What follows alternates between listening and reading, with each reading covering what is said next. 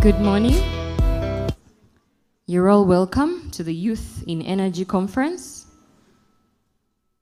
We're about to start in about 2 minutes. You can take your seats if you haven't taken your seat. I hope you've all had breakfast.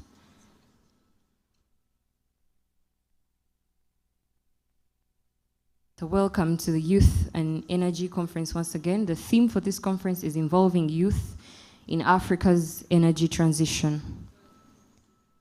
Thank you all for coming once again. Let's be patient as we wait for 2 minutes to start.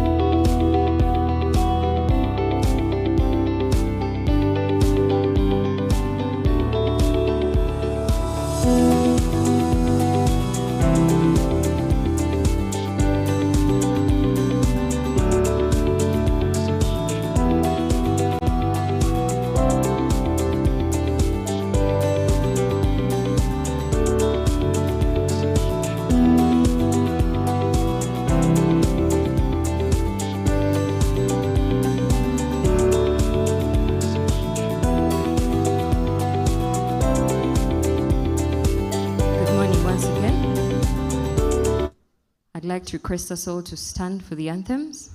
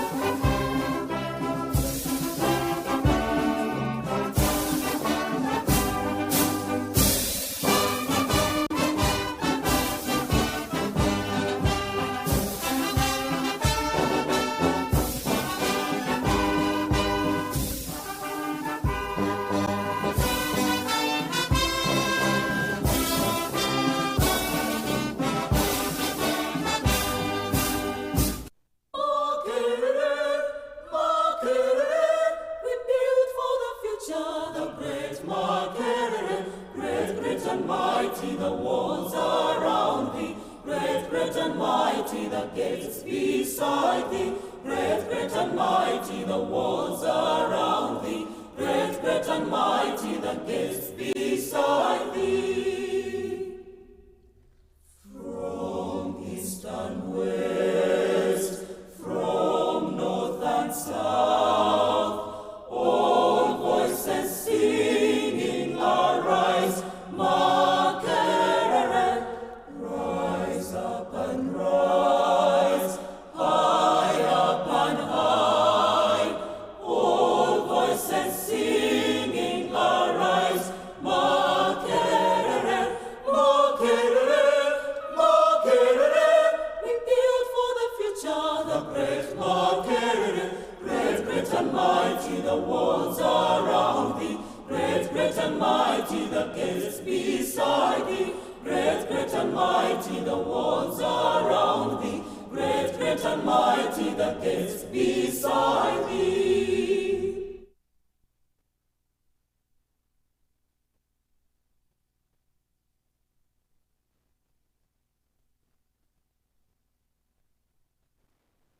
Thank you all. You can have a seat, have your seats. My name is Caroline Kainomcha. I'm a communications specialist in the Advancement Office, working with the Vice Chancellor's Office. I'll be your MC for the day.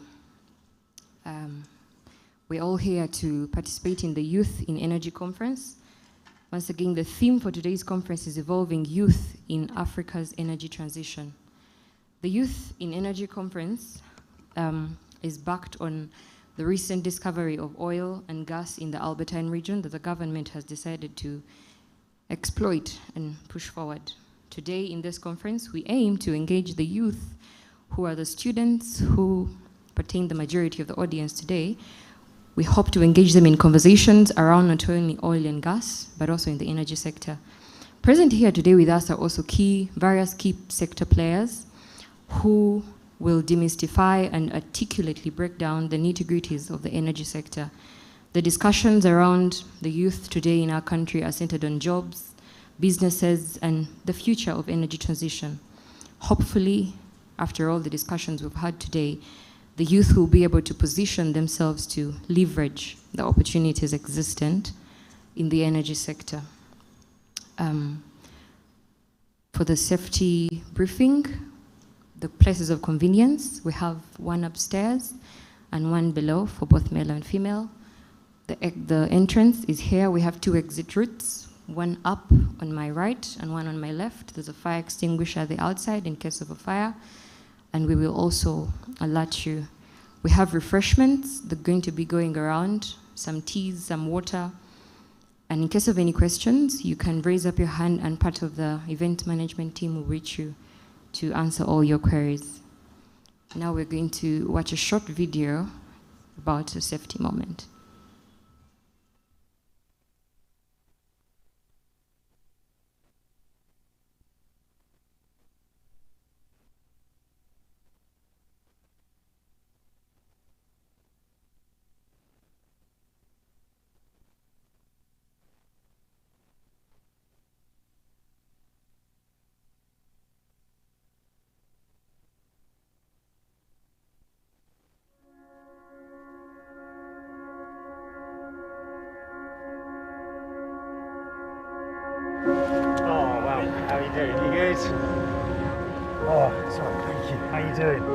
God, it's exciting, isn't it?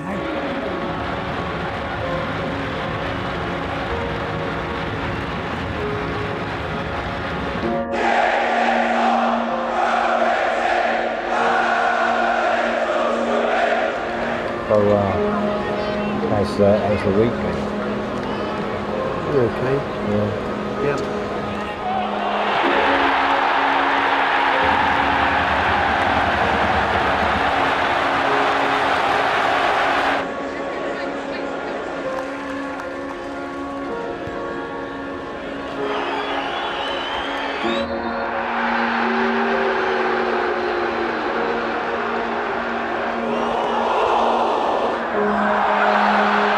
I hope things are better outside of football.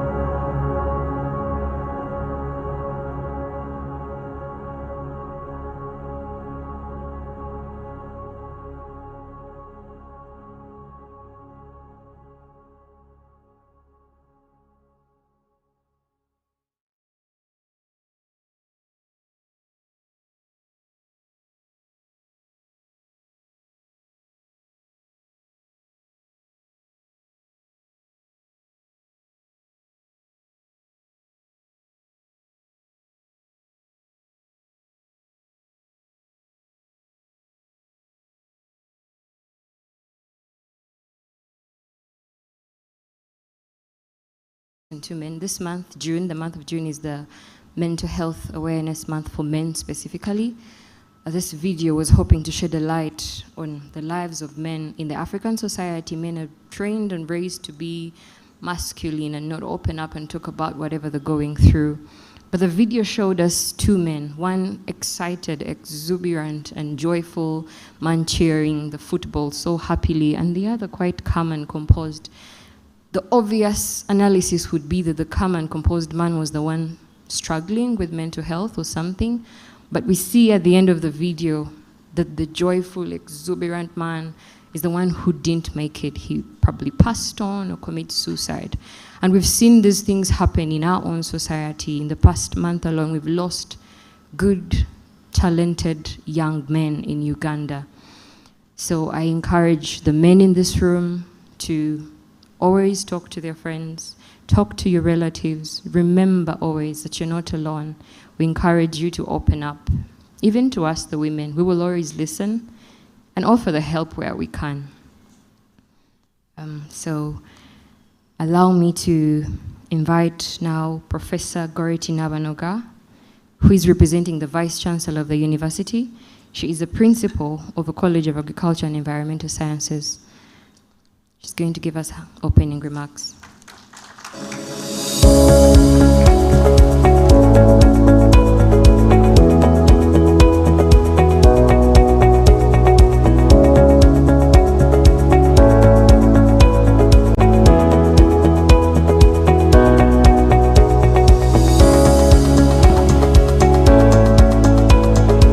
Very good morning to you all. Allow me welcome you to Makerere University. And I'm sure most of you must have been surprised to see a female representing the Vice Chancellor. At Makerere University, we are all inclusive. And I chose not to wear pants because I would have emulated the Vice Chancellor, but this time I chose to just be myself. I bring you greetings from the Vice Chancellor, who is aware that we are here, and due to very important engagements he had this morning, he just couldn't make it. I'm happy to be here as a person, and particularly coming from the college that speaks to what is happening today, the College of Agricultural and Environmental Sciences. But today I should have expressed my gratitude as an individual, but I'm just here to represent the Vice Chancellor. And protocol demands that when you're delegated, you don't add any word, you just do what you're asked to do. And that is why I am here, and that is exactly what I'm going to do. It's a written speech. I will not edit any statement, so I'll just present it as is. The Deputy General Manager, Total Energies, Mrs. Mariam Nampera Mboa, and all leaders from Total Energies present here this morning, distinguished speakers, and all invited guests, all protocol observed. A very, very good morning to you all. It is with great pleasure and honor that I welcome you all to the 2024 Youth in Energy Conference organized by Total Energies EP Uganda here at Makerere University. Welcome again to Makerere University. We gather here today to discuss and explore the profound opportunities and challenges within the energy sector, particularly focusing on the crucial transitions towards sustainable energy and the integral role that our youth will play in this transformation. Uganda is on the verge of an exciting journey, driven by the harnessing of our rich oil resources, which have been focused area of investment by government and partners such as the Total Energies for a while now. Through strategic projects such as the Kingfisher, Tilenga, and the East African Crude Oil Pipeline, ECOP, we are poised to harness these resources to catalyze our nation's development. It is important that our young people learn from this conference that the much anticipated oil projects are not just about extracting oil. They are also going to create jobs, build infrastructure, and will generate financial resources necessary to uplift our communities and drive economic growth. It is with profound encouragement that we request you to learn that the Tilenga and the Eco projects in particular have been meticulously planned with a focus on local content, with an estimated 1.2 billion United States dollars to be directly spent with local contractors during the construction phase, and equivalent to 2 years of current numbers of dollars in foreign direct investment in Uganda. With this kind of investment, there's no doubt that this will have a substantial socio-economic impact. At this juncture, allow me to appreciate and applaud the collaboration between Makerere University and Total Energies Uganda, which has been of critical strategic value. We greatly appreciate the quick response and commitment of support from Total Energies when we lost our icon building to fire. As we look towards commissioning the newly refurbished building later this year, we extend our thanks to the generous donations towards the restoration of part of the building back to glory. We also greatly appreciate the support towards the refurbishment and equipping of the Emergency Medicine Simulation Center at Makerere University's College of Health Sciences at Mulago Hospital. In addition to specialized training in necessary skills to effectively participate in the oil economy through Total Energies' TPA program. Through this program, Total Energies EP Uganda has supported oil and gas-related courses at Makerere University and other institutions since 2012, contributing significantly to the development of the local talent in the oil sector. I believe Total deserves a hand of clap. We also appreciate the opportunities extended through graduate training programs implemented by Total Energies EP Uganda, which have empowered a significant number of beneficiaries from Makerere University under the drilling graduate training program, and several others GSR graduate training and graduate management training programs. I now turn to our students and all youths here present. I urge you to take full advantage of the knowledge and insights that will be shared during this conference. The head of state, the President of the Republic of Uganda, has continuously pledged that the oil funds will only be utilized for infrastructure and other non-consumptive projects, which will put money directly in people's pockets. And this is where the youths must benefit and should pay attention on how that can happen. Therefore, be keen to learn and ask questions. Be excited by the opportunities you will learn today and envision your future within this dynamic industry. Your involvement as youths and readiness to participate are crucial for the future of our country as we navigate the complexities of the energy transitions. In conclusion, I once again extend my heartfelt appreciation to Total Energies for organizing this event to educate and prepare you, the youths, for your participation in the opportunities ahead. I am confident that the discussions and knowledge shared here will inspire and equip you, the young people and stakeholders, to contribute meaningfully to the energy sector and our nation's development. Thank you all for being here, and allow me wish you a productive and enlightening conference as we build for the future, for God and my country.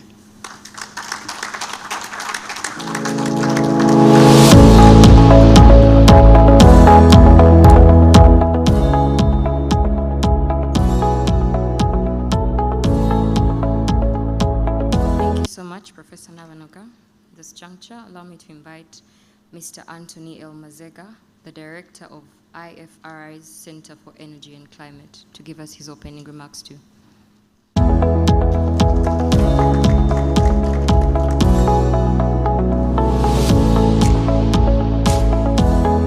Good morning, ladies and gentlemen. It's a pleasure to be here.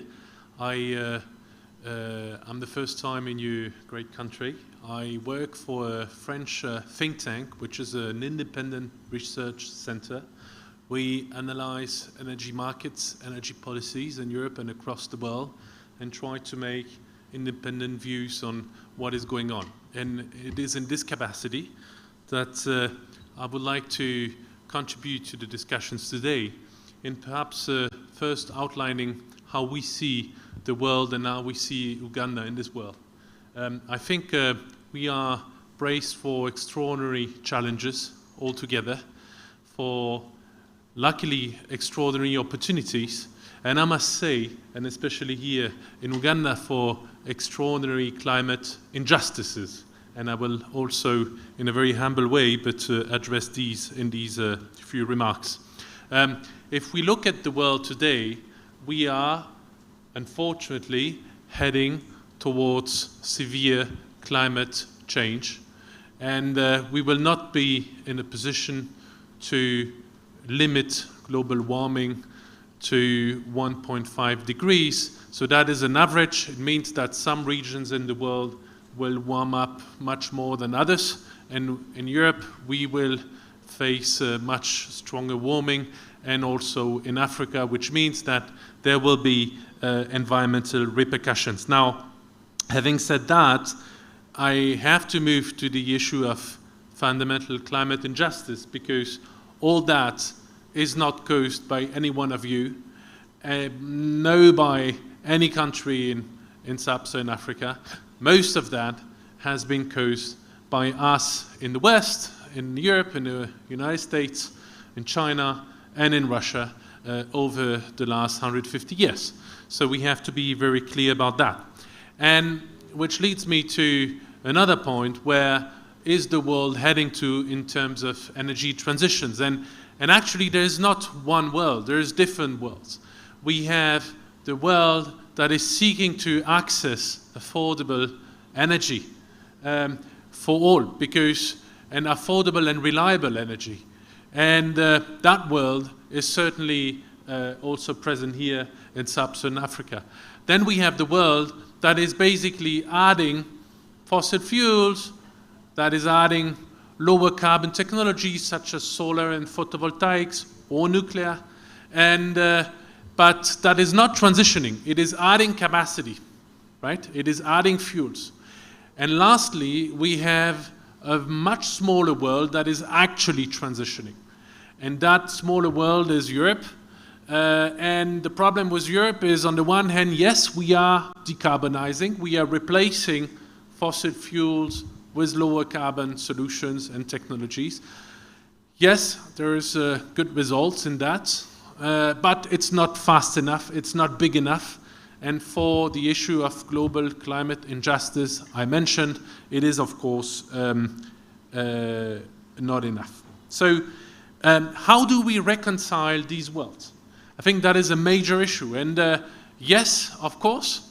You have a blessing here. We mentioned early on in the remarks the oil projects, but let's be clear, that is a booster for an overall development. There is extraordinary opportunities related to that, and I'm sure that everything is being undertaken to unleash this. And what I would like to use this morning is perhaps to discuss later on, what are the kind of all the building blocks that are required to really enable these resources, these developments, to really unleash wider economic benefits to the society, of course, to bring all the quality jobs that are required. But I must say, and I do not want to take too much time in these introductory remarks, but some of the key ingredients you have here in place, which is you need high-quality projects. You need high-quality operators, efficient, well-performing, operating according to the world's best standards. And this I find in this country. And then you need strong political will, and you need a vision and a strategy. And I think there is a lot of that here in Uganda from what I could read and hear and sense and from what I can see. And what I would like to do then is in the continuous discussions later on today, is to dig a little bit into those topics and outline from the experience, from the observations that we could make from other countries and from other sectors, from other projects, what is really key to really build on these opportunities. So with these initial opening remarks, I'm again very, very pleased to be here with you today. And I thank you for your time, for coming here, and for your attention, and I look forward to great discussions. Thank you.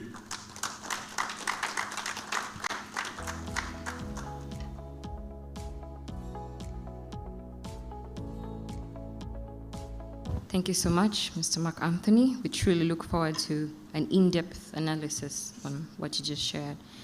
I'd love to recognize a few of the categories of the people present in this room here today.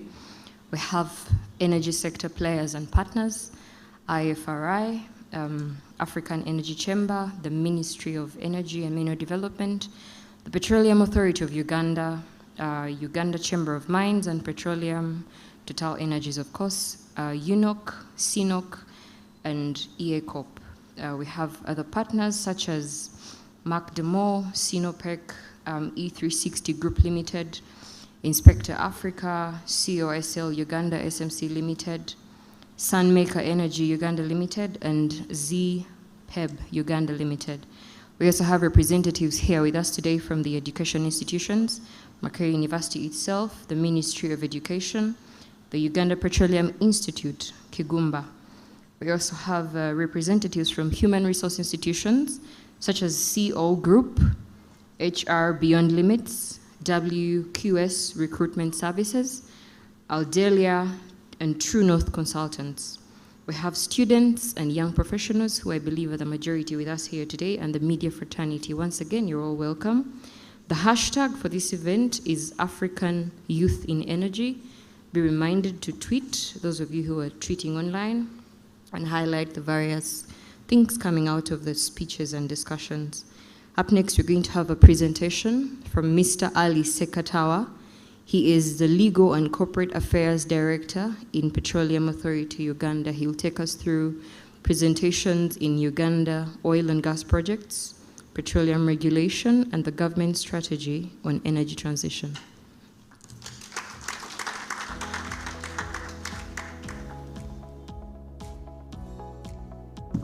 Thank you. Morning, colleagues. Protocol observed. My name is Ali Sekatawa. I work as a director in PAU.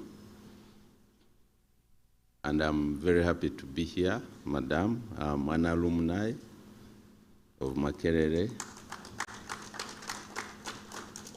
and also from Nkrumah. I don't know whether we have some Nkrumah Oye guys here. Nkrumah Oye, Ra. So my presentation covers 3 areas. One is the regulation of the sector, the progress of the sector, youth involvement in the sector, and then the energy transition. And I've been given 20 minutes. I will try to summarize to the best of my ability. But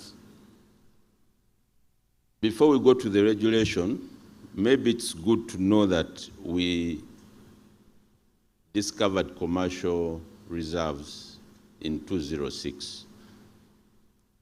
And from 2006 up to now, we have been preparing to start production of these commercial reserves. Right now, as we stand, I will show you probably.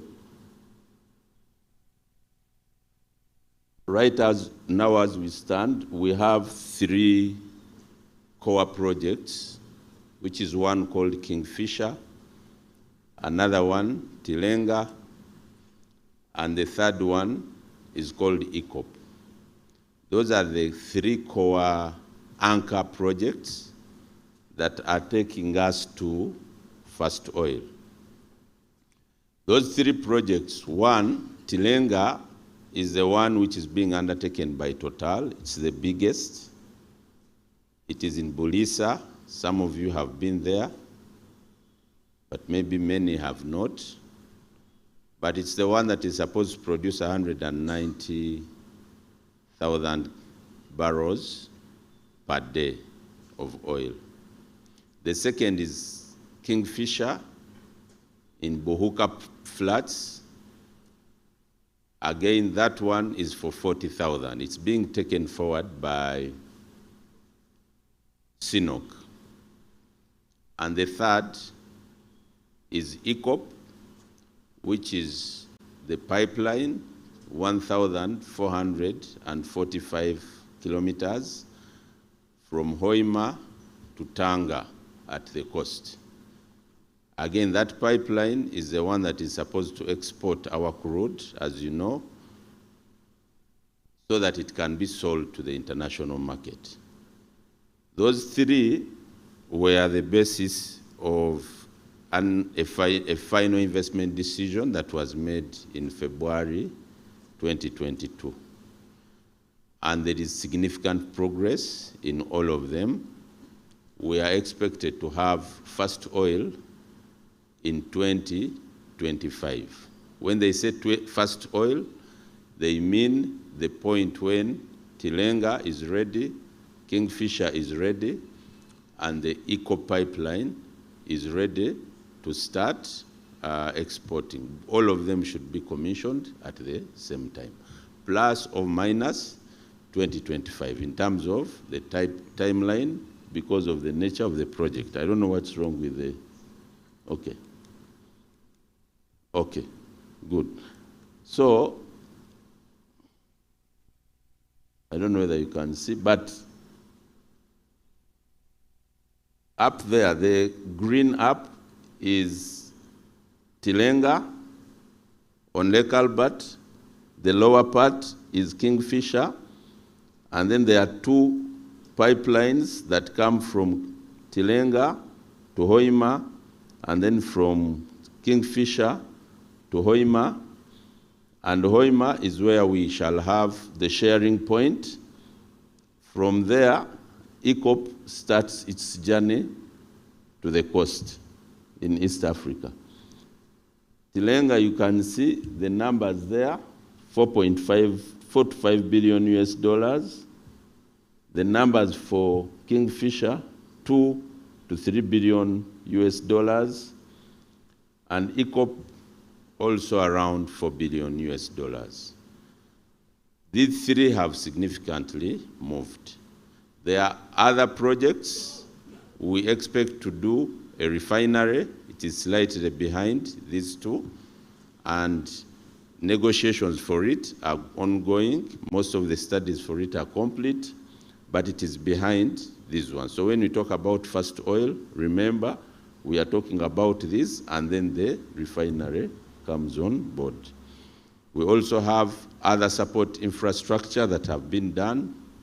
They are what you've heard, the oil roads, the airport, power, internet, and so on to support the structure. So how do we then regulate these 3 projects? For PAU, we consider the oil and gas sector to be in these major pillars. The first pillar is resource management. What is resource? It is our oil. First is to make sure, do we have the oil? Is it commercial? What is the data that relates to it? How is it optimally going to be recovered to make sure that it doesn't compromise the environment? The second is cost monitoring. Because we run a production sharing regime, in that Total is investing all that money. It is not government money, but Total is also a business company.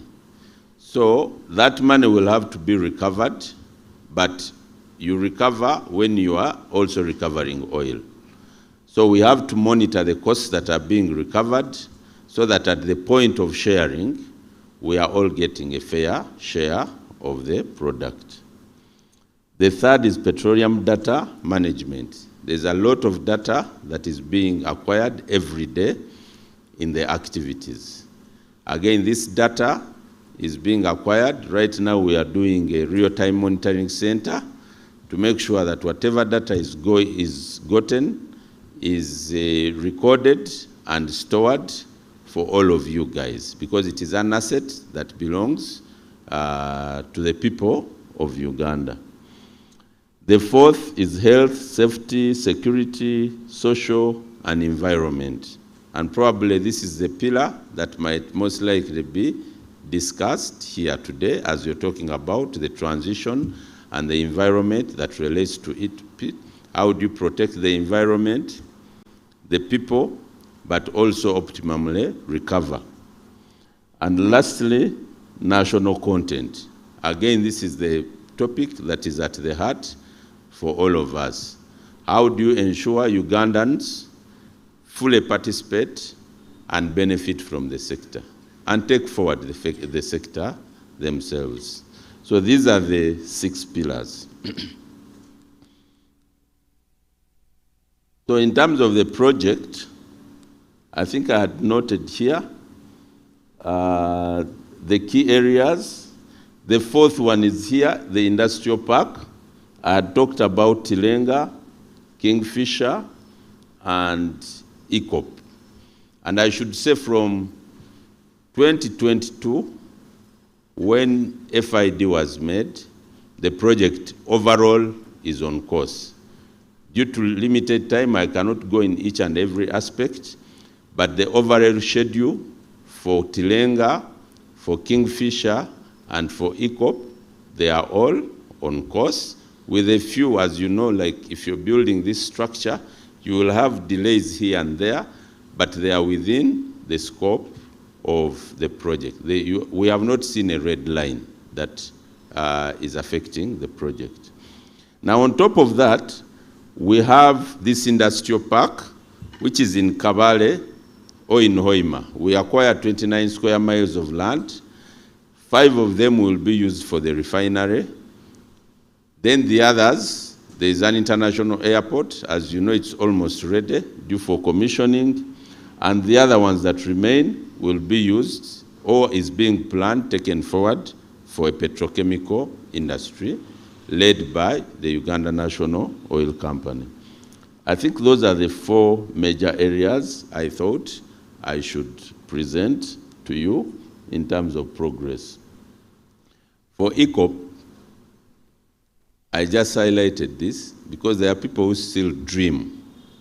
And I think they are in Alice the Wonderland that they can stop ECOP. ECOP is unstoppable. I thought I would say this because the progress is already far ahead as we speak today.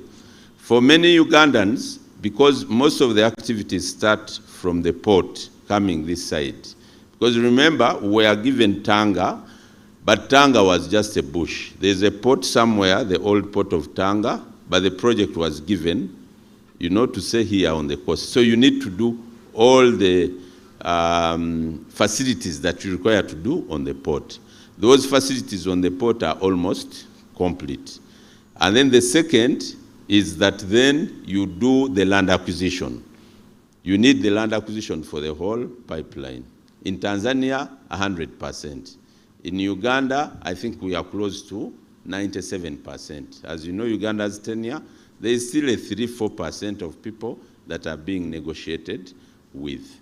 In terms of, then the other ones are the works to lay the pipeline. So what I wanted to show you that the pipelines have actually arrived for almost 300 to 500 kilometers of pipeline. They are already in Tanzania. There is a plant that this is a coating plant. It is already commissioned. When they arrive, there's some coating that is supposed to be done on them and further insulation before they are laid. So if someone is here confusing you that you will stop, maybe it's important for you to know that really the ground is completely different. The cat is out of the bag a long time. So in terms of progress, ECOP is moving very well. And the other pipelines are being, as you know, they are being done. Either they are in China or on the high seas for the rest of the pipelines to be laid. And the dredging and so on, works, the civil works have started. I thought I should say this, especially to our young people here. There's a lot of misinformation going around about our project. First of all, they say stop ECOP, but actually they are saying leave your oil underground. And I think it is part of the discussion we should have today, because the whole world is extracting their resources, and these people are coming here to confuse one or two of you and say, please go and say, let our oil remain underground. Yet, as the previous speaker said, we have not caused this climate crisis as Africa. The statistics show that almost 97% of those greenhouse emissions are from the West. 3% are from the whole of Africa. This project probably adds 0.001 to that discussion. So whoever comes to tell you, leave your oil underground and import from the rest of the world, I think you have a right to ask the intentions of that person. So part of the misinformation I thought it should be, one is I have been in conferences where I found someone presenting this map that ECOP is passing through Lake Victoria.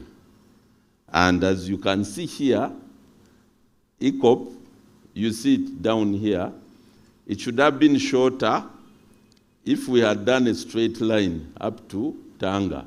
But I think you can ask yourself why it is taking that longer curve, and the reasons are that it is trying to avoid natural resources like water and people and other sensitive areas. But people are presenting that it is passing through Lake Victoria, and so far it has killed almost 40 million people, blah, blah, blah. The second was this, by a full MP, that ECOP goes through 230 rivers. I think you saw those presentations by those people in the EU Parliament.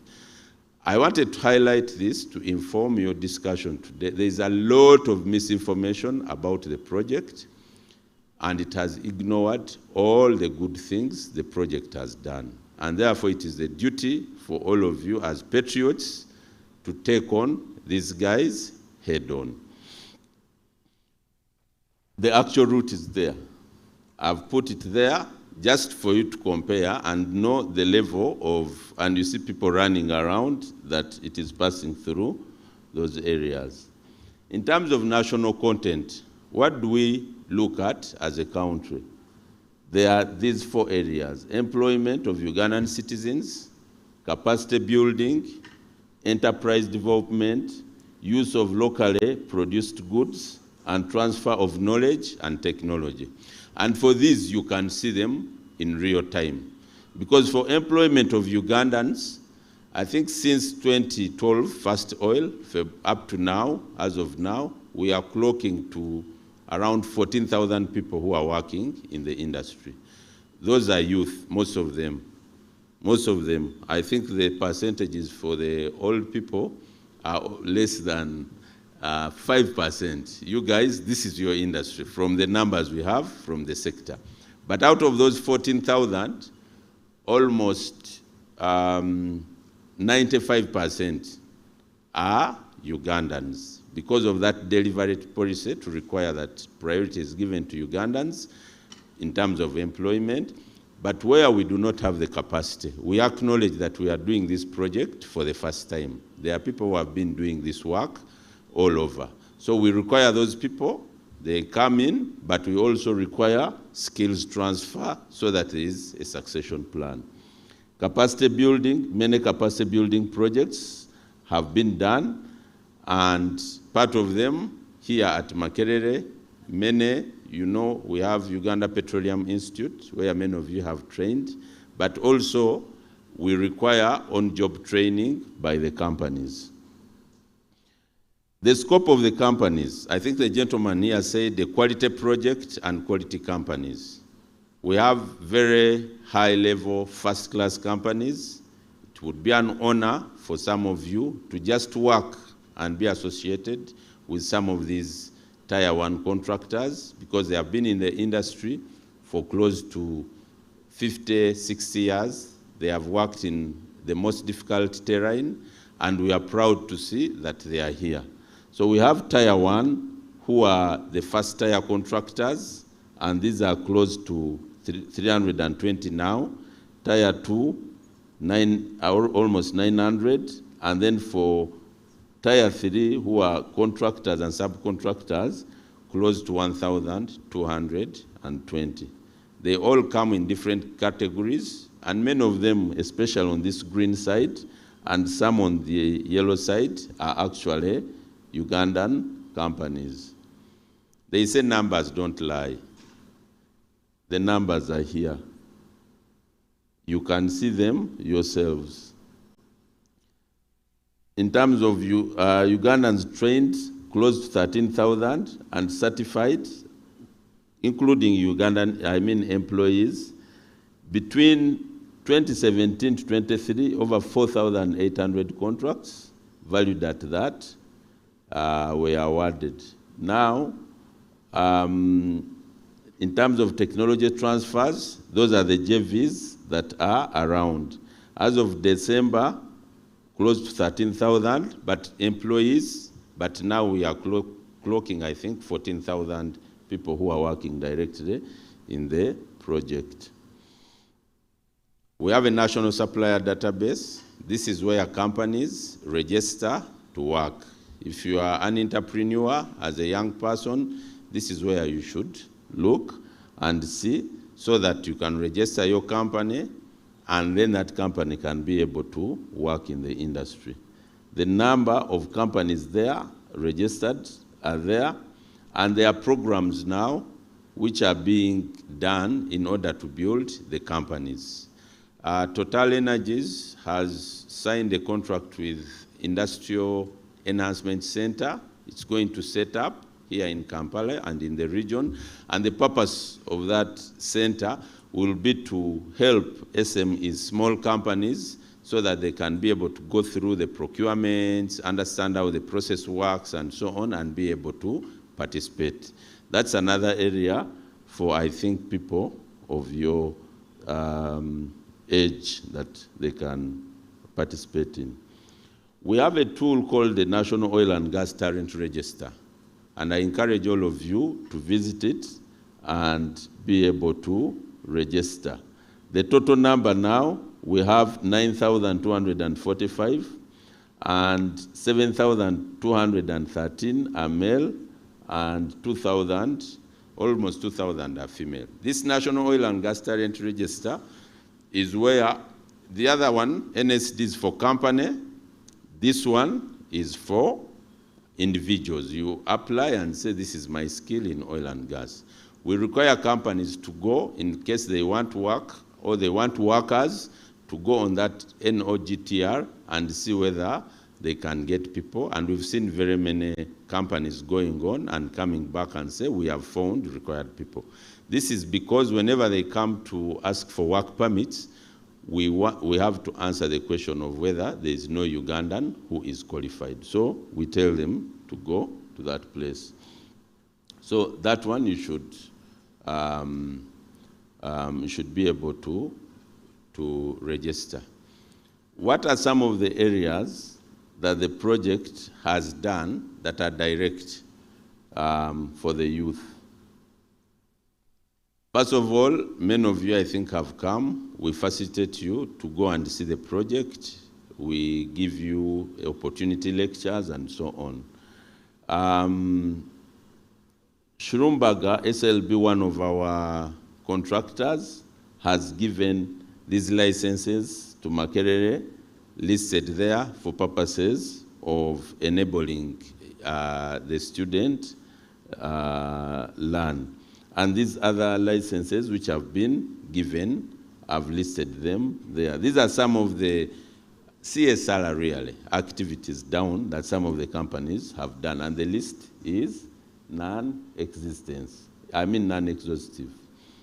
So we have specific internship programs that have been done for students.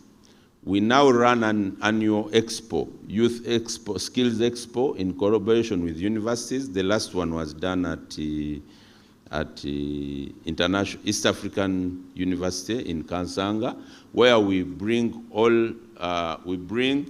teachers, universities, and other people offering teaching services for oil and gas. We bring the employers and the students or the youth in one hall and let you have a conversation. That's Skills Expo. And then leadership, technical and financial support. And then student sponsorship at different levels. As you can see, Total has done very well in this area in support of this. And also, I think they spoke about the medical facility that was given. So, the energy transition, what is it? I think Mr. NY is here. I will not go very deep in it. I will give it to you in the context of our perspective, Uganda. It's a global campaign to reduce use of fossil fuels, specifically. And the West, if I say, is leading the debate with a net zero, with an ambitious net zero carbon emission by 2050. France and UK already pledged to go fully electric cars and so on and so forth. But basically this transition, what has been our reaction? For us as Uganda, as a new country, we've asked for, or we assert that the energy transition debate is a fair debate, but it should be just and equitable. Our view, which we've taken to COP28, is that even if you phase out fossil fuels, we should use the principle of first in, first out. Because there's an acknowledgement that for you to transition, you will still need fossil fuel. So if someone is telling you we are in 2024, we shall transition in 2050, but between now and 2050, you still need fossil fuel, but he's still producing. So our position is that for you who started to produce first, please first abandon for us, and then we shall also come out last. In terms of COP28, there have been financial commitments around this area, which I thought I should highlight for you. Why? Because all these pillars have been committed to as part of the energy transition. There are some very good activities there. that if you got interested in these areas, they are being sponsored and so on. Not all, the whole debate is unjust really, because some of them are issues like removal of plastics, afforestation, and so on. And that discussion, in our view, is a good discussion, which I think as youth, you should be able to participate in. So for our plan, Uganda, in terms of the energy transition, we launched in the last COP28 the energy transition plan, and that plan is based on 3 pillars. One, it is based on the fact that we are going to sustainably develop our oil and gas resources. And we are going to develop them using a decarbonization plan, using the latest technology to make sure that their emissions at the lowest level. And as such, the projects are being developed very carefully, having done the environmental, social impact studies. In terms of the technology, we have required many aspects. For example, no flaring by law. For example, use of solar in the project, what is called solarization. For example, the rigs which are being used now are silent rigs in order to avoid noise. Water reinjection processes, and so many other environmentally friendly technology that are being used to make sure that the project is at the lowest emission. It has gone through third-party audits by international organizations, and it has passed all those audits. So that's the first item, to say we shall develop our resources in a responsible manner. And that's how we are taking forward the project. The second is that we have minerals, critical minerals, which we can develop, which are needed for this energy transition debate. And again, those can be looked at in detail. And the third, the resources we get from oil, the resources we get from the minerals, we invest them in clean energy in order to guarantee energy access, so that all of us, as you know, we are very energy poor. Not all of us are accessing energy, but also the major problem here in Uganda is deforestation, because we are using charcoal to cook and we are cutting all our trees. So the projects we are now developing, one, they are supposed to give us LPG. When they give us LPG, we should be able to stop the cutting or reduce the cutting of trees, because we have alternative means of cooking. The second is that then we are going to focus on areas of afforestation and looking after our environment using the resources that we have. And then lastly, we focus on items like solar and hydropower for purposes of access. That is basically the major pillar. I see my time is running out for the energy discussion. It is, energy transition in our country. That's how we are looking at it. We are looking at it that it has to move hand in hand with the oil and gas sector, because we need the money that comes out of oil to invest in this discussion. I think that is the summary that I had. And in short, our population requires accelerated development. We need the money. No one should tell you to conserve poverty. They are coming in using different words, but basically, they know you got your oil. We are not very rich country. They want you to leave the oil underground so that we remain poor. So the first is, we need the money. There's no question about that. We need the jobs. There's no question about it. But we need to protect our environment. And then the second is the need to merge economic development and climate action in order to achieve a true and just energy transition. America's energy problem Europe's energy problem is not the same as yours. Ask them, when there was a war in Europe, in Ukraine, all of them were moving away from fossil fuel. But when the war broke out and the Russian gas was closed, you all saw what happened. Energy security became a national issue in Europe. Some of them started even the coal plants. They restarted coal plants. Why? Because there was what you call a minimum, because people need to live. They cannot die in the cold.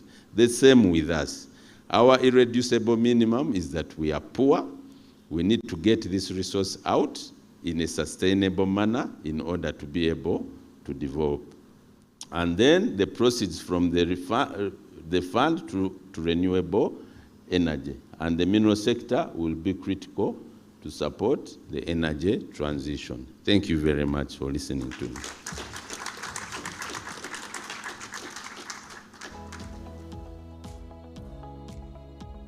Thank you so much, Mr. Ali Sekatawa. I hope the youth were attentive to what he highlighted, the various opportunities for you therein, the jobs on the National Oil and Gas Talent Registrar, the place where you can register your businesses, and the expo, the internships, the graduate trainees. So I hope the youth were really listening. Next, we are going to have energy masterclasses. At this juncture, allow me to introduce to you our speakers. Mr. Nje Ayuk is an attorney, author, and businessman with over 20 years of experience in the industry.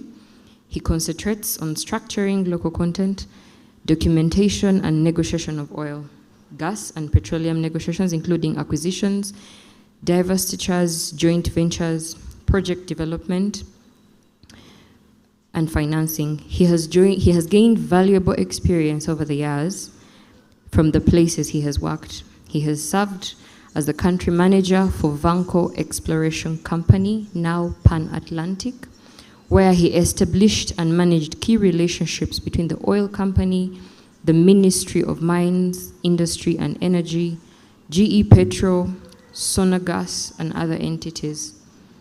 This eventually led to him to establish the Centurion Law Group, a Pan-African law firm that operates in energy, financial, and extractive sectors. He works with the Global Shepherds Community of the World Economic Forum, which is a network of hubs developed and led by young people like you here today. Ayuk is currently the executive chairman of the African Energy Chamber, whereby under his leadership, the Chamber has advocated for increased access to electricity and clean cooking technologies across Africa. Today, he is recognized as a key player in the African energy sector. His achievements have earned him recognition. For instance, in 2023, he was named one of the most reputable Africans by the Reputation Poll International. The Oil and Gas Year publication also recognized him as a savvy deal maker and major asset. Nje Ayuk remains a significant figure in the industry, known for his expertise and dedication to advancing the energy sector in Africa. Join me to invite him to give us the first masterclass.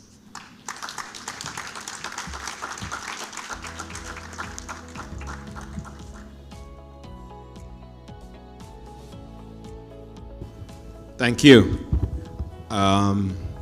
Good morning. Why are you guys sitting on your phones? Good morning. If it was my class, I'd throw you out. It is so great to be in Kampala. It is so great to be at this august institution. I remember many years ago, I was like many of you, very confused, didn't really know if I would get out of class, if I would get a job. But also I didn't go to class. Let's be honest, how many of you show up in class every day? Put your hand up. I like Uganda. You're very honest students at this university. Don't worry, she's looking at me. She's not looking at you, okay? I didn't show up. So when you don't go to class, you know what happens? You end up being a lawyer, right? You don't get in this institute. This is for smart people. So if there's smart people, and what happens when you become a lawyer? You create trouble, right? You don't? I want to really have a good discussions with you. Youth in energy transition. That means that our young people are going to drive the future. You at this institution, you are going to drive the future. And I listen to my good brother and friend Ali, Marc Antoine. They have really nice ideas about what the future is. But let's start from the basic. You are 18, you're 20, you're 21. It's about jobs. It's about opportunities. It's about energy. And when we start talking about jobs, about opportunities, and about energy, we, or you young people sitting in here, you're asking yourself, is the energy industry really cool? I don't think so. We've not made it cool because more young people want to work for Google or Amazon, not for Exxon or Chevron. You could work for Total Energies, they're okay. But that is what we need to do. And we at the chamber, what I say is that let's make energy hip again. Because let's start with a basic premise. What is energy? Energy comes out of the Greek word energia. The Greek word energia meant movement. Movement. That is what built Western societies because movement drove industry. Movement drove people. Movement moved people from one area in where they live to another area. Movement moves people from the suburbs, the villages, into the big cities like Kampala. It's about movement. And when you start thinking about movement, that is energy. That is life. And when you move, that is life. And you can be those drivers because in a country where the majority is young people, now you ask yourself the next question. How can we, I keep saying we young people, like as if I'm young. I'm 44 years old, I'm gone. But how can you young people really drive that with energy? It comes with innovation. And that innovation comes from where you're looking at, as Ali talked about, SLB providing all these data sets and tech centers around here. Embrace it. Don't run away from it. Because technology is going to drive that. Technology is going to move that future. More of you are so connected. Now, Marc Antoine and Ali, they kind of provided two divergent views on when we talk about our energy transition and that within the African continent. It is true. But let me step back a minute. 600 million Africans do not have access to electricity. 900 million do not have access to clean cooking technologies. Most of them women. That is not just access issue. That is a human rights issue. It is not acceptable in 2024 that we would have a continent that the majority of people, women, 900 million, cannot have access to clean cooking technologies. That is the human rights issue of our time. And that's why we implore you to say, as you drive up technologies, as you look at energy, you get with what we call all of the above energy strategy. I'm not so smart. I wasn't a good student. But what does all of the above mean? Professor, when you give that exam, A, this, B, C, D, I was up partying the night before class. So I get to the exam room, I look at the entire list, and said, I don't know which one is right. Then there's the last one, she says E, all of the above. I'm like, yeah, it must be correct, all of the above. You're all right, okay?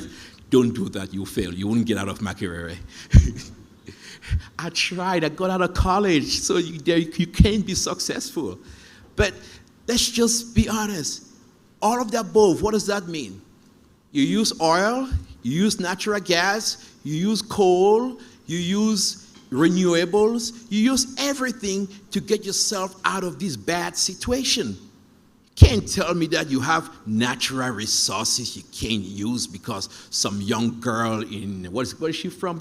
Norway or Sweden, she's crying on TV and all of that. What about the young girls here in Uganda? Don't they matter?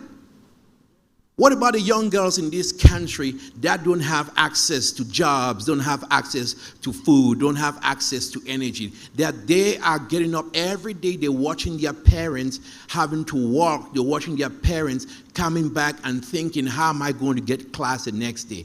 That is our requirement. That is an African requirement. That is a Ugandan issue. And that's where your voices really matter, because you got to make your voices heard. You got to let your light up. It's like, you know, you all go to Sunday school, you got that song, this little light of mine, I'm going to let it shine. Why are you going to put it under a bushel? You got to light it up. And you really drive up energy for this country. There are some people that say, well, you know, where you see young people, what should they do? Well, first thing, you're doing the right thing. You're here at Makerere. You're getting that education. You're getting that experience. You live in a country that was liberated, got its independence, fought to get where it is. Do you realize that your founding fathers did all of that? Didn't have email, didn't have cell phones, didn't have internet, no WhatsApp, nothing. But they defended your sovereignty. They drove up to ensure that this country becomes the beacon of Africa. Here you are today, sitting in this beautiful classroom. No bombs going up. 2 emails. What do you guys have today? Instagram, Snapchat, TikTok, WhatsApp, Facebook. And you all came meet together, and you got some little ones running out here saying, stop ECOP, and you all can confront them on social media, but you spend your time insulting one another and showing all photos. That is what you need to do, because when they come out, they put in, and they try to demonize those that are really investing. I was looking at Ali's presentation, and you talk about the masterclass. That was the real masterclass, because this man is putting $5 billion these people are spending on one project, $2 to $3 billion on another project, another $4 billion on another project. I didn't do math. I will end up being a lawyer, but if my bad math tells me that's somewhere around $10 to $11 billion they put in this country, that is one of the biggest investments your country would see. How many NGOs have put $11 billion in this country? So if there's a guy who has a business model that tells you, you know what, you guys know what an NGO is? It says non-governmental organization. I call it non-profit organization. I like money. I don't know about you. I don't understand someone who doesn't like money. Yes, you could laugh. I was broke when I grew up. My mama was broke. She didn't have, we were so poor, they didn't even describe our poverty by saying poor. They call it PO, P-O. Because or means you had an option. They took out the OR. So when I get a chance to make money, please make money. And you shouldn't apologize to anybody for trying to make money with the energy industry, because it is cool. You don't owe anybody an apology. So when you see these guys from Total Energies, McDermott, Sinok, and Linda right here, you should look at Linda and say, you want to bam bam? You want to chill with the big boys? I want to do that, because that is what the energy industry means. I tell you, it is taking people from nothing to something. Western civilization was built on energy, and that's why we became so envious of Western civilization. We want to move in, we want to be in. You talk about you want to bam bam, you want to chill like the big boys. Marc Antoine, we want to be like you guys. Okay? We want to have railways. We want to have clean streets. We want to have roads. We don't want our young people finishing from Makerere and thinking that the only place they need to go is to cross the Mediterranean to try to get to European strips. That they can find good jobs right here at home. That they can build families right here, because the family is the basic unit of every community. We don't want our young people saying, oh, I'm just going to head out to Dubai and get mistreated, or I'm going to try to find a way to go to Asia because I'm looking for opportunities. There's so much opportunities right here. So we want to be able to drive that. And this is where you come in. This is where your voices come in. This is where it starts with your education. You driving that. You backing up the companies. Don't try to let somebody come here tell you, oh, these oil companies and everything. Since when do we have a problem with people who want to put money in our societies? They try to act like that. No, that's not our problem. Well, if you, Mr. Ayuk, I saw on the internet, one of the journalists asked me, you're going to Uganda? I said, yes, I am. Uganda looks to be a very, very, very pro-oil companies. Total Energies is destroying the country. And they are killing people out there, and that oil in Uganda is not going to amount for nothing. I say, yes. Why don't you go there and message you should tell them is that they should stop EACOP and they should stop oil. I said, okay, I'll do that. What else? And he said, when you do that, would you send me a video? I said, yes, I would send you a video. Okay. For this very beautiful journalist, my message to Uganda is don't stop. Don't stop. Keep producing. Keep drilling. Keep finding that. Well, if you don't stop in Uganda, this project is going to be Armageddon. This is the end of the world. The world is going to end. Ali made it very clear. 2.73% greenhouse gas emissions in Africa. I mean, I'm a fat kid. It's like going to... They have 97% of the problem. It's like I'm coming to class, you tell the fat kid in class, keep eating, and then the skinny kid, stop eating. Since when have you seen that? If we, the fat guys, we got an obesity problem. We need to lose weight. So Marc Antoine, you need to lose weight. You need to decarbonize so Uganda can industrialize and they can have jobs. So when we look at this, we see Marc Antoine is guilty for everything they do, all right? So you just blame it on him. But I put it this way. I said Uganda is going to create the world's problem.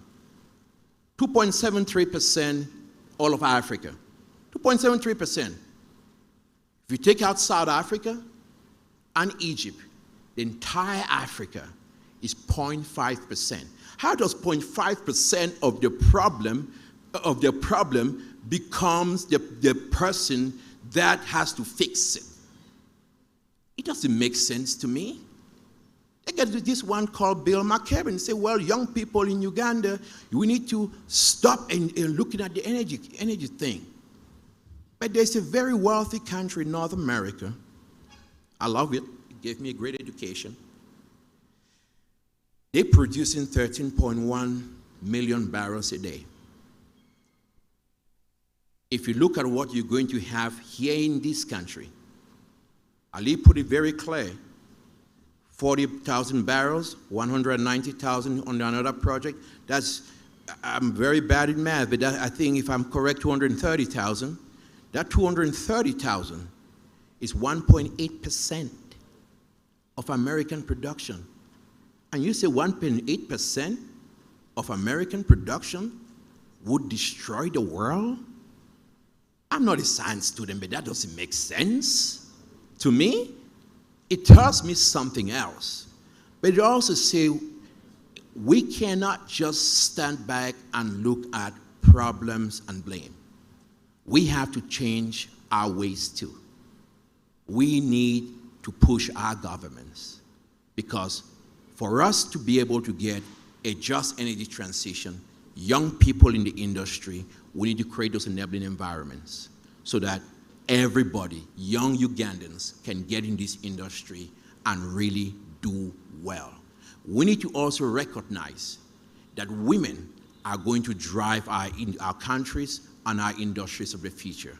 So how we integrate women, I'm not happy, Ali, with those numbers where you have on the national registration where you have 2,000 female, 7,000. If you get in a population where we need to encourage that, we need to encourage the work companies like Total Energies, McDermott, they're already doing on driving STEM education. We need to put more money in that. And those drivers, those key pillars, when we start doing that, then we start seeing the numbers come up.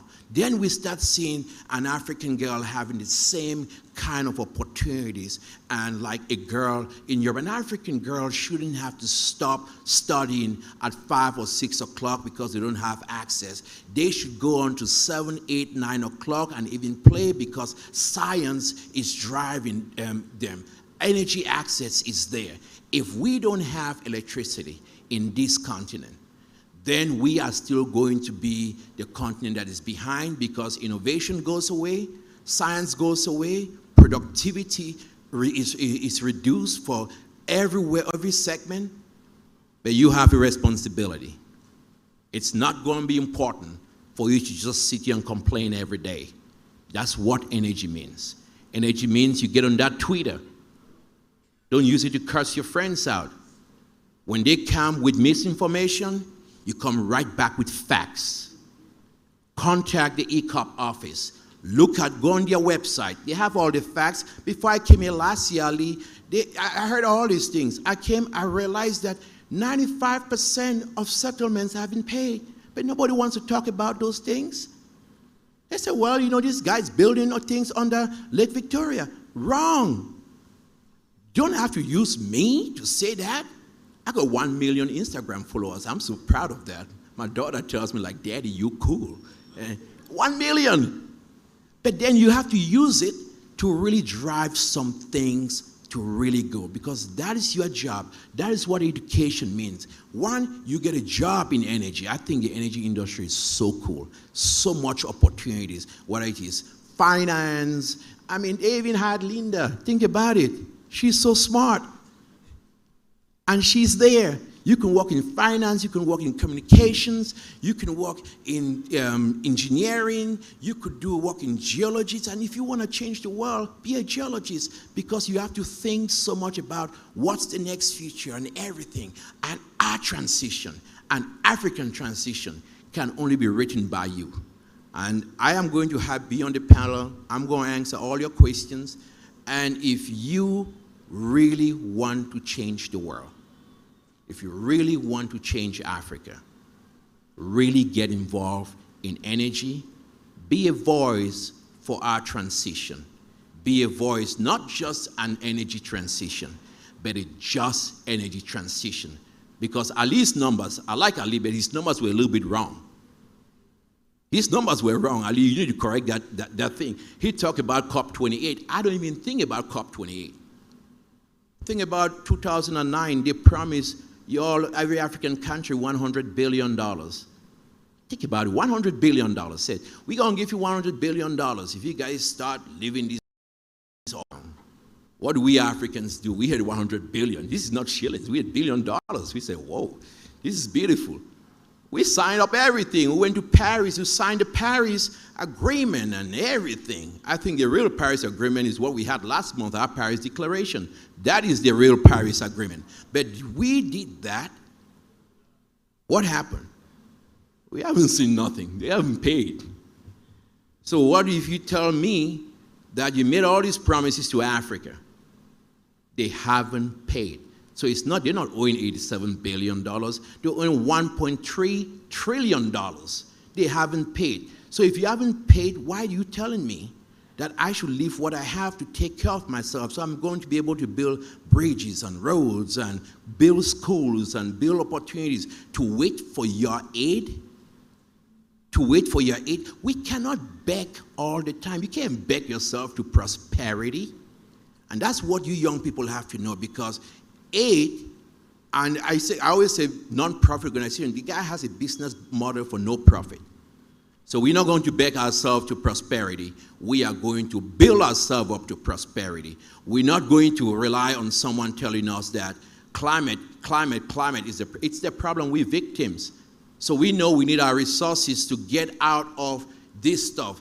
You created the problem, we'll fix it. But if you want to fix it, it's not going to be your own way, it's going to be the Ugandan way. So the Ugandan way of fixing the climate problem is that we would use Ugandan resources, empower Ugandans, bring in companies. Total Energies, this project doesn't belong to them.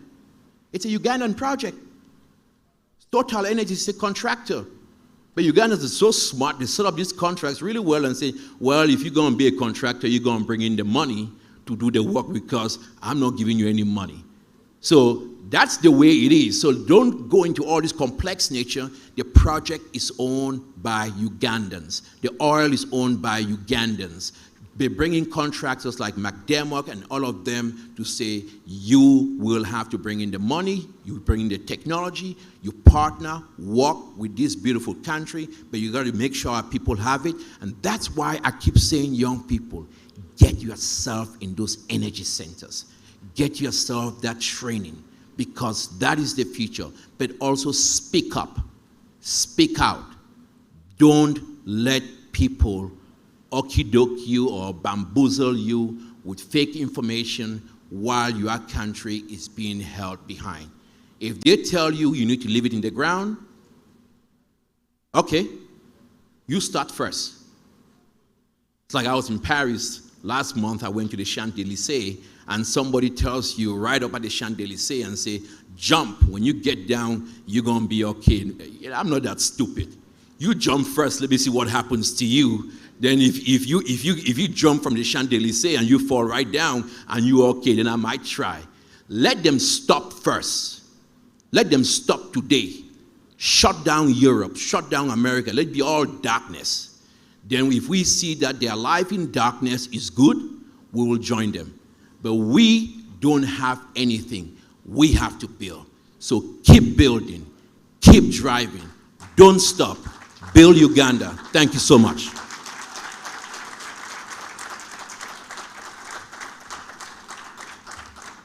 Thank you so much, Enje Ayuk. I remember while I was a student, I attended class, but I didn't pay attention. I was always on my phone. So for the youth present here today, if I can remind you, he said, do not be afraid trying to make money in the energy sector. Be vigorous at it and go forth for what you want. Second, he told us as Ugandans not to stop the EA COP because it is not our fault that the green emissions happening in the world. Three, most of us, the youth here, are on social media, and we try to build big followings. Use those platforms to create advocacy for the climate change, for the energy sector. Our next speaker is Mr. Mark Anthony Almazega.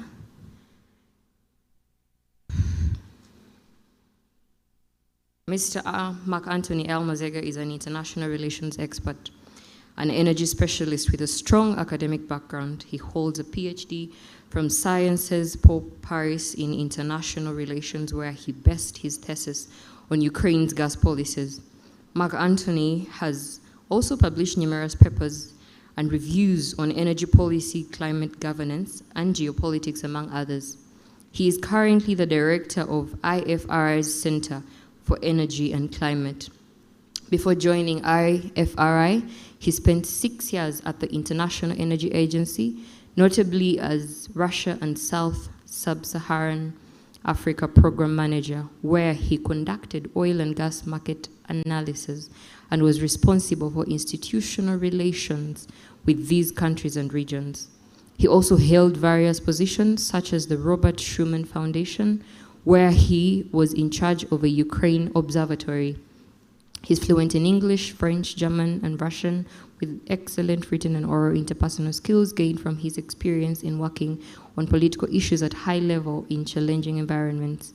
He is commended for his strong expertise in the global energy market developments, global environment, climate governance, European energy, climate policies, gas and electricity markets. Join me in a hand of applause to welcome our next speaker.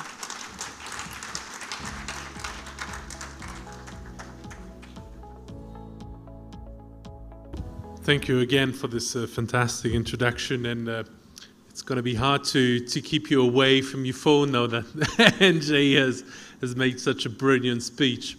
So what I'll try to do is try to outline, so now that you have this ambition, that you're now the situation of extraordinary dynamism that is created by these oil project developments, well, how do you deliver a long time, and how do you build on this extraordinary opportunity and unleash the development opportunities this brings?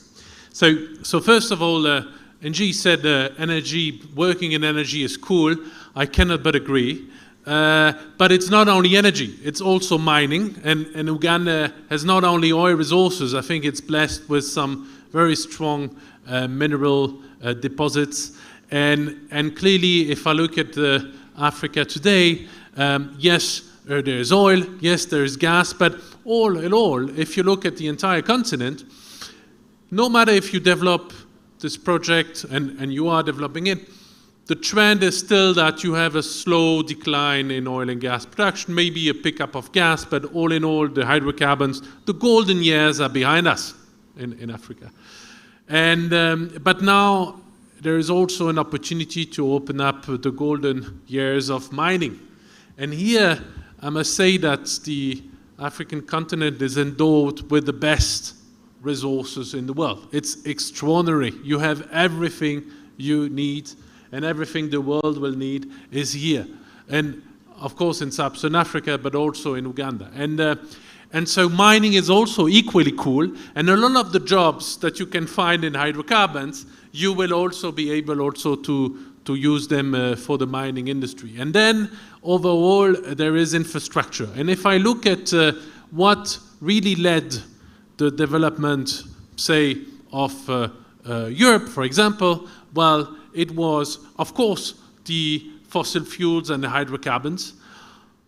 Of course, it was the mining of coal and the coal plants, and up actually until the 60s and 70s of the previous century. But it was also infrastructure, a lot of infrastructure, and that is absolutely key, especially, and you know it better than anyone, as you are a landlocked country. And then it is market integration. Very, very important. Because as many Ugandans you are, 46, 47, 8 million, you know, in the world, in Africa, it's just a drop. Let's face it.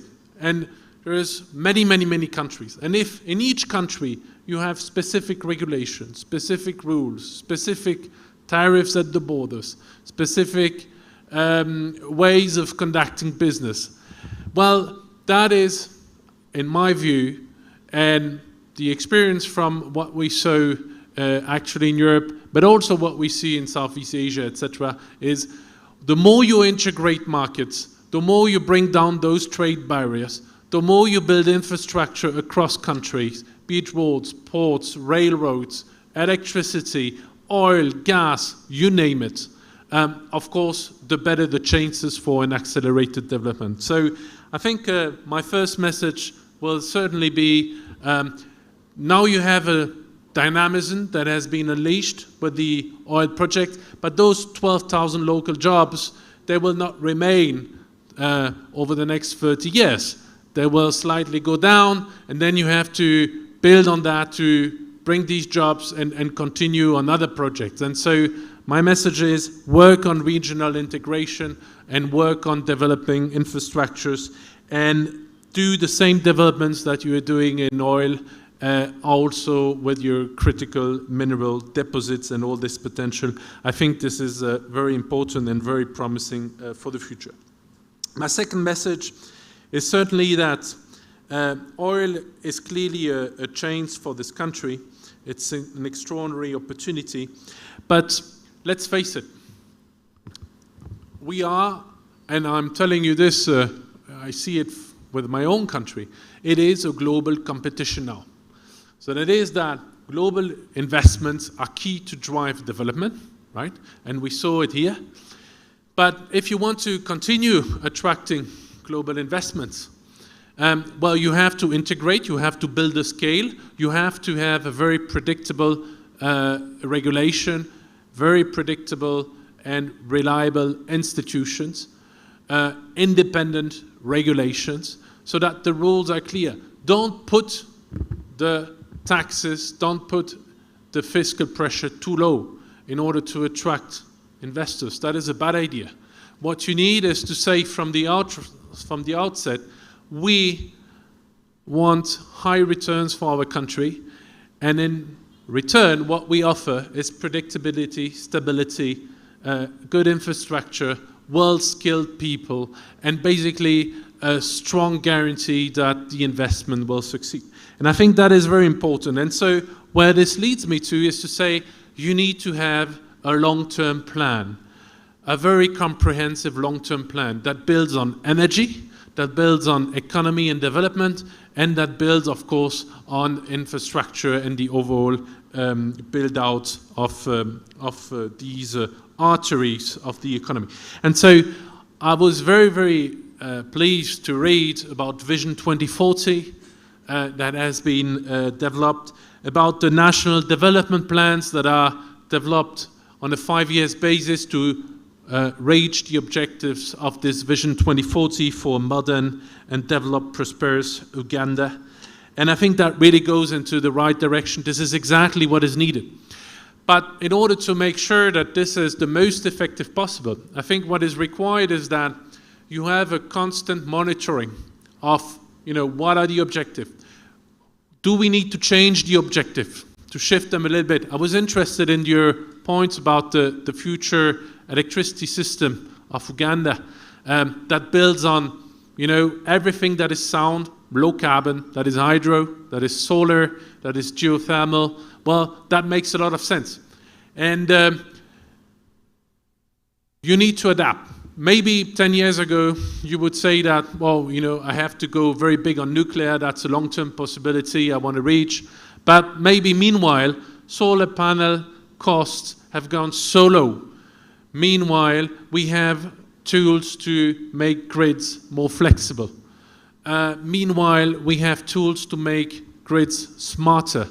So you need to always have this plan being adapted to the new opportunities, to the new realities, and that requires an inclusive approach to that. So what is really, I think, important is that there is a constant discussion, that there is a constant review of all that. And why is this plan also so important? Because as a global investor, if you are planning, if you're looking for 5 countries in the world to locate a major, say $1 billion investment into a factory and an industry, well, then you will want to know, where is this going, is this country going over the next 25 years, because my investment will be there for 25 years. So what you want to know is, of course, the regulation, the fiscal environment, the political stability, but you also want to know what is going to be the energy supply. Is it going to be reliable? Where are the emissions going? Up, down, nobody knows. And all that is extraordinarily important. And then, of course, lastly, you will want to make sure that where you locate the investment, of course, you have a consumer market, but also that you have the people at the right level, with the right skills that will be able to work in your industry. Hence why having such plans and constantly working on them, monitoring, evaluating them, and showing that you know where you're going is, I think, fundamentally important. And so I was very, very pleased when Uganda and the International Energy Agency, which is based in Paris, which is an international organization that helps countries think about their long-term strategy and brings peers to look into what you're doing, shares experience and best practices on these energy policies going forward. Well, I was very pleased to see that there was a common report last year published about Uganda's energy policies, and I think that is a key milestone in building up this vision and this strategy for the long term. I think beyond oil, and why beyond oil? Because again, it is, in my view, one of the aspects, but the story doesn't end there, and it cannot end there, because this is an opportunity to live up. And so what is really new is, I think, how sharply the cost of deploying new solar have gone down, and what new technologies are coming to the grid to ensure some flexibility. And these technologies are no more for the very rich, like for the Swiss or the Germans or you name it. No, I think they are now available for everyone. Now, in your country, what is extraordinary is that you do not have a supply challenge.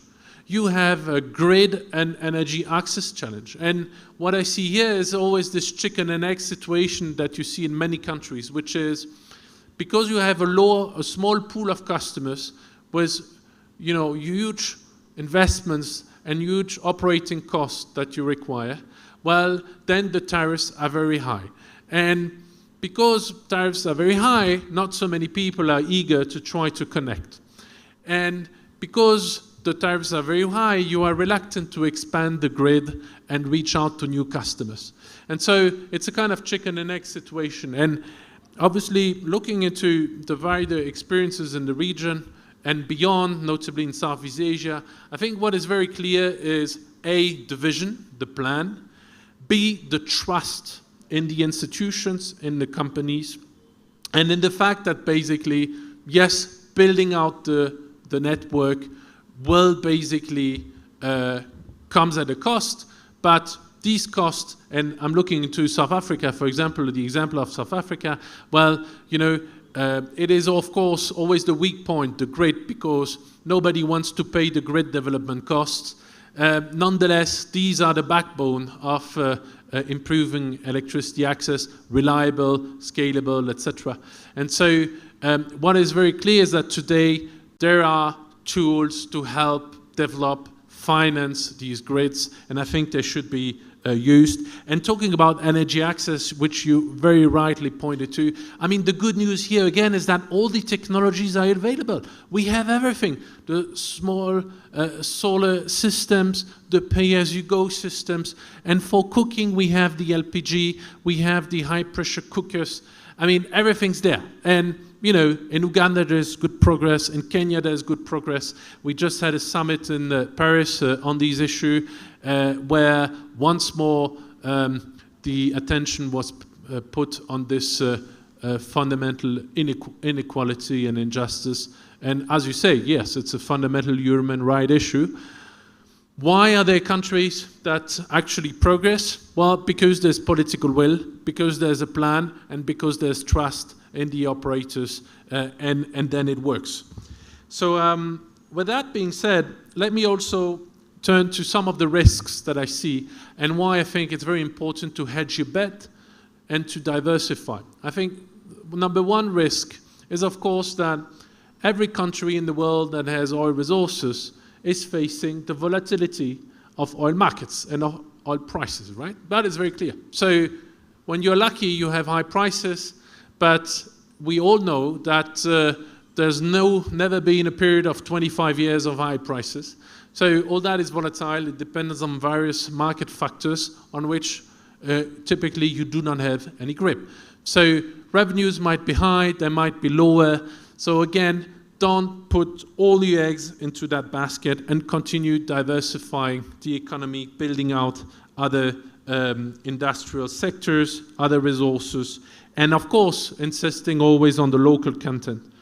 The risk number two is, of course, climate change. We have to discuss this in your country where a lot of the GDP relies on agricultural production and where actually a lot of the electricity supply comes from hydro, which is fantastic because it's low carbon, because it's domestic. But the problem is, like in Brazil, like in Europe, like in Turkey, like in China, like everywhere, you will increasingly face uncertainties over the availability of water resources.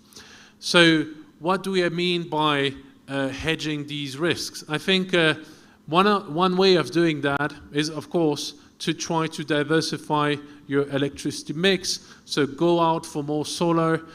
You have some good thermal assets, thermal generation assets that makes a lot of sense. Bring out some batteries. And for the agriculture, work on, crops that can sustain often some some harsh weather, maybe with less or more water. I think that is very important. Diversify the food and fertilizers that are being used, and of course the food crops that are being grown. I think these are some of the key aspects. But last but not least, what I've observed into many countries like yours who have developed their oil and gas resources is that sometimes, or in too many cases, they haven't built up the fiscal buffers to cope for rainy days. And that is, I think, very important. That is, to say it differently, that is certainly part of the oil and gas revenues should be put aside to cope for, geopolitical shocks, geoeconomic shocks, climate shocks, because when they occur, you are on your own first. And it is very fast that you can destabilize all what you've built up because of a sudden challenge in the external or internal environment. And so I was very interested in the development of the petroleum fund here. I'm not aware exactly of what is being planned and thought about, but I think it is extraordinarily important to have some resources on the side, well invested, that can be tapped into for the more difficult times that occur. And if I look at the last 5 years, unfortunately, the world has been full of shocks nobody has predicted, and it is already clear that there will be many more. And the last point, and that is an encouragement to continue working with the high quality, high performing companies that you have here around the table. They are not only able to deliver well on oil production, they can do many more things. And this is also one of the interesting reasons why it's no more Total but Total Energies. So if you allow a little bit of advertisement, once this goes smoothly forward, I think there should be many more opportunities also to consider further investments into further projects in other sectors, all related to energy or the environment. And that is something that will come up increasingly, which is the nature-based solutions. What do we mean by that? We know that we are very late in decarbonizing the world. We know that apart from Europe, the rest of the world is not reducing its greenhouse gas emissions. The rest of the developed world, the China, Russia, the Middle East, etc. So we are all running very late, hence why these nature-based solutions will be increasingly needed. And in a country where you have the opportunity to increase, for example, your forest cover from something like 13 to 15% of the territory right now to well over 20%, where you have so many extraordinary biodiversity ecosystems, well, there's also a lot of resources that can be tapped. And at COP, there is the so-called Article 6 negotiations that are very complicated, but basically their principle is the following. Governments and countries across the world will be able to invest into reducing greenhouse gas emissions in other countries and partly book these avoided emissions onto their books and basically equally share that with the host country for these investments. And so I think that will also open huge opportunities. It comes with a lot of complicated negotiations to avoid double counting and to make sure that the projects that are being developed are really leading to, in a sustained manner, to greenhouse gas emission reductions. But I think that is also very important for all of you to consider.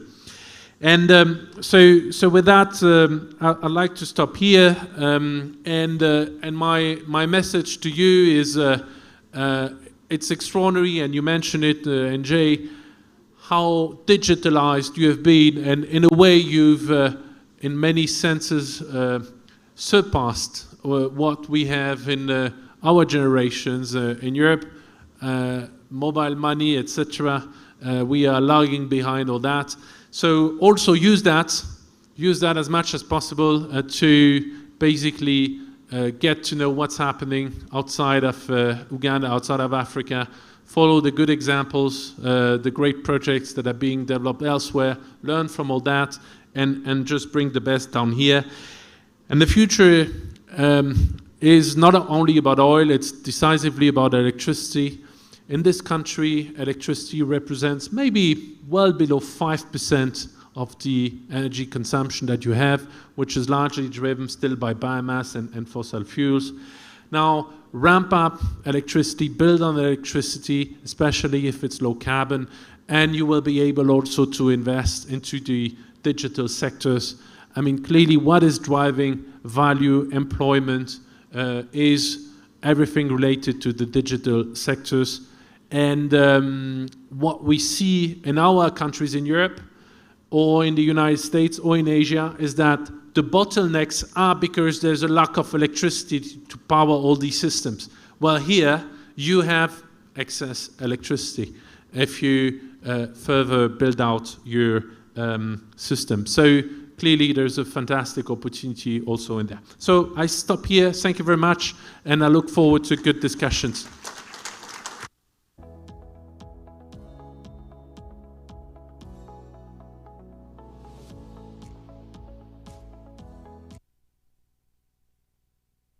Thank you so much, Mr. Marc-Antoine. That was a good presentation. I wish the Commissioner General URA was here to hear you say that we should avoid tax holidays for investors. The next is going to be 2 panel sessions. The panel sessions will be moderated by Miss Eva Mpalampa. She is the head of oil and gas, commercial banking, Stanbic Bank. Because we started a bit late, I will request that the panel sessions take a bit less than an hour, maybe 40 minutes each, to allow some questions so that we manage our time.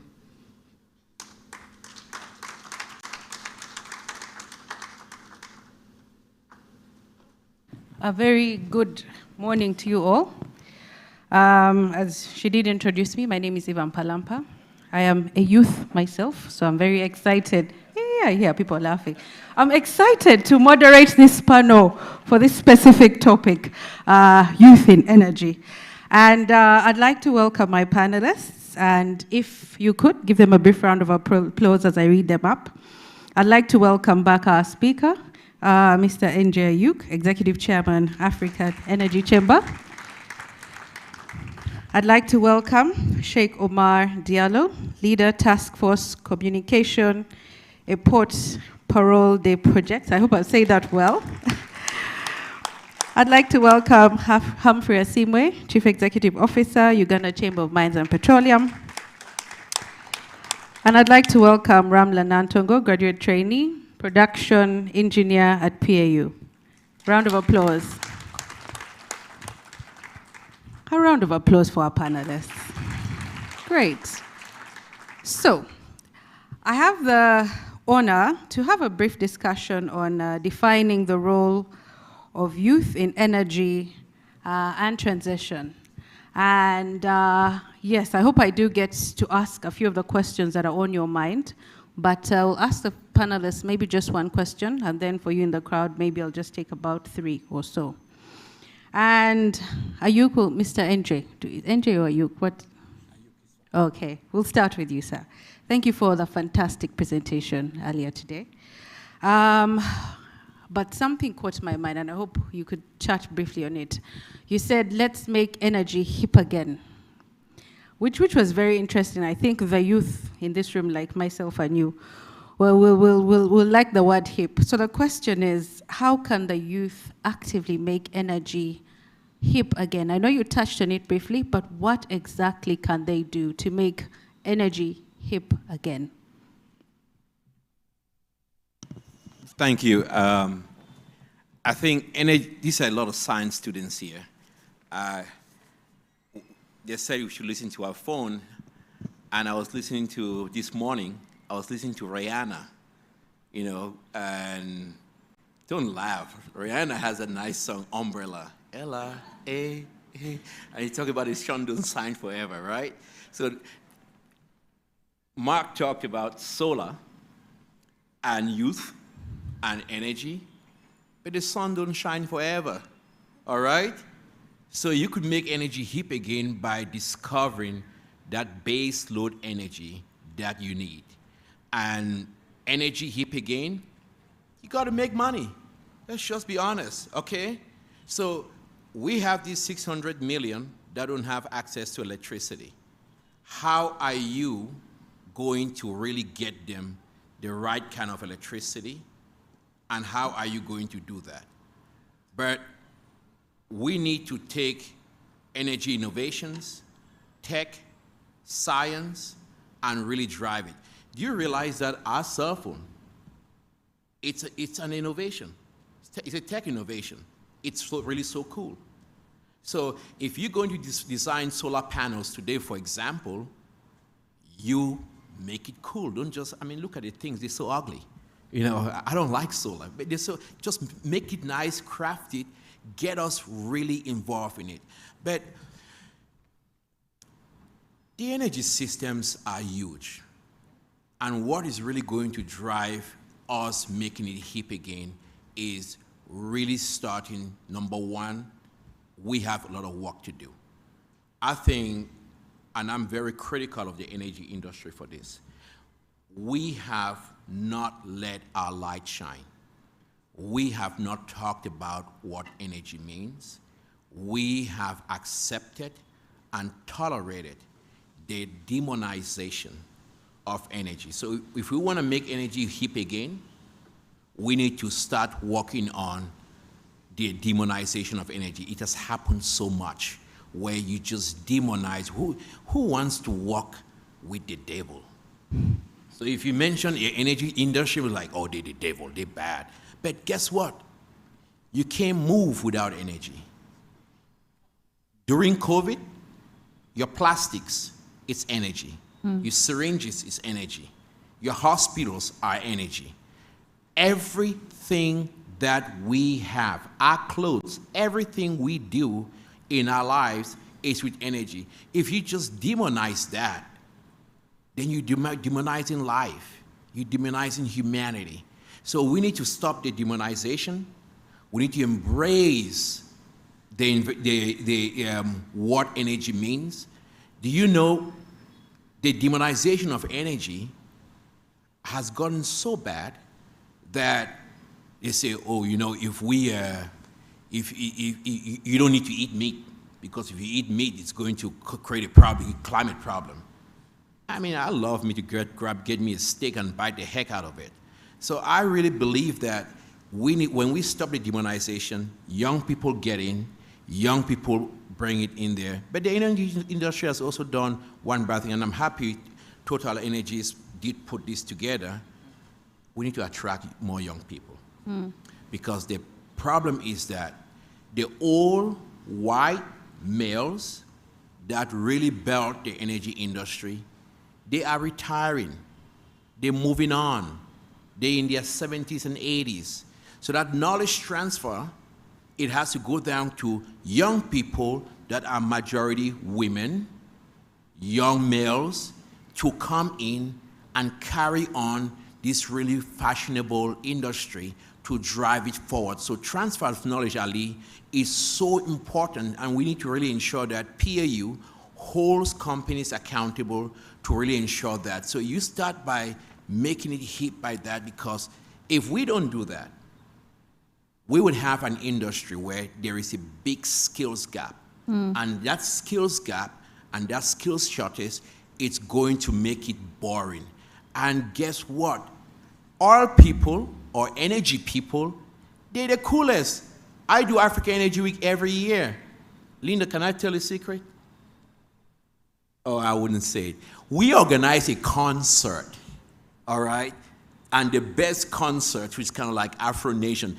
He didn't even know about Afro Nation. I told him this morning. Who knows Afro Nation? Imagine doing an Afro Nation for energy people in Cape Town. It rocks. It is wild. It is hip. So that's how we make energy cool again. Excellent. Thank you. Thank you very much for that.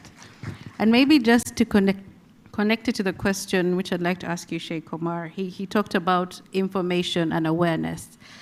just to speak about energy transition. Would you like to tell us what you're doing in Tilenga and on the ECOP camp specific around energy transition, just so that this room can know? Yeah. So thank you, Evan. Definitely, it is very difficult to speak after NG, and congratulations, Mark and Anthony, for this. So regarding the decarbonization and regarding the transition, before maybe going and talking about Tilenga and ECOP, what I will say is that regarding this transition, it is not today a debate. We will have to go to the transition, and we have already started. All the government, and we can see this in Uganda, and it was mentioned by Ali, have started this. And as a company also, we have launched this process of energy transition.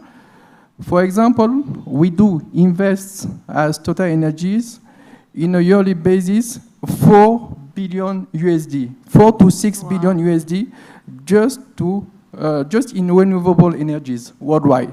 Wow. 4 to 6 billion USD.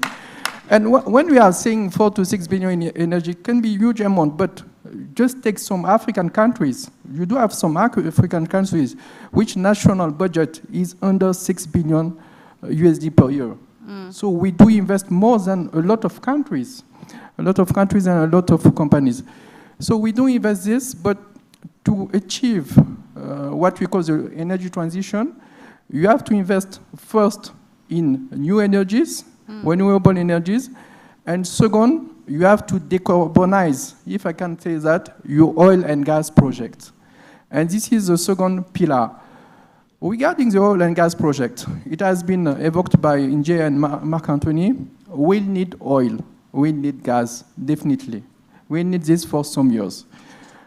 And why we need this? Because if you take the demand, the current demand for oil and gas, it is roughly 102 million barrels per day, roughly, today. And it is increasing with a rate of 1% or 2% per year. Okay, this means that till 2030, there will be an increase of the demand. Now, if you take the supply, you know, when you launch an oil and gas project, at the beginning, you don't produce the maximum. But you reach the maximum just 2 years or 3 years after the launch of this project. This means that if we launch this project by 25 in Uganda, by 27 or 28, we'll reach the plateau. We'll stay at this level maybe for 5, 6, 7 years. And after that, there will be a decrease. And it is not just for Uganda, it is for all the countries. And what is the consequence of this? The consequence of this is if you take today all the field in production, there is a natural decrease of 4% per year. It is a natural decrease of 4% per year of the production. It is natural. So face an increasing demand, you do have currently a decreasing supply. And if you don't invest in new oil and gas projects, what you will have? Just you will have an increasing gap between the demand and the supply. And what will be the consequences? Huge prices, shortages. And now, coming back to Uganda, if you don't launch this project, other countries will launch oil and gas projects. Correct. So, because we'll need to address this demand. So, when we say that we need to launch new oil and gas project, we should launch this, but with less GHG emission, greenhouse gas emission. Because the issue with the oil and gas project, it is roughly the consumption, that is to say, the CO2 from the cars and so on, but also when you produce oil, you do have GHG. And what we take to measure this, we take the kilogram per barrel of GHG. For each barrel, you do produce or you do emit some kilo of GHG, of CO2. And in Africa, it is roughly 33 kilograms of CO2 per barrel. And it is a real important amount, quantity in Africa. In some continents, you do have 5 or 8 kilograms per barrel in some continents. And for Tilenga, the Tilenga and Eco project, I was talking about 33 kilograms per barrel. This is the average in Africa. For the Tilenga and Eco project, it will be 13 kilograms per barrel. So we'll be far below the Africa average. Far below. And I think that this is a unique opportunity here in Uganda. Why will be far below? First, we'll use electricity.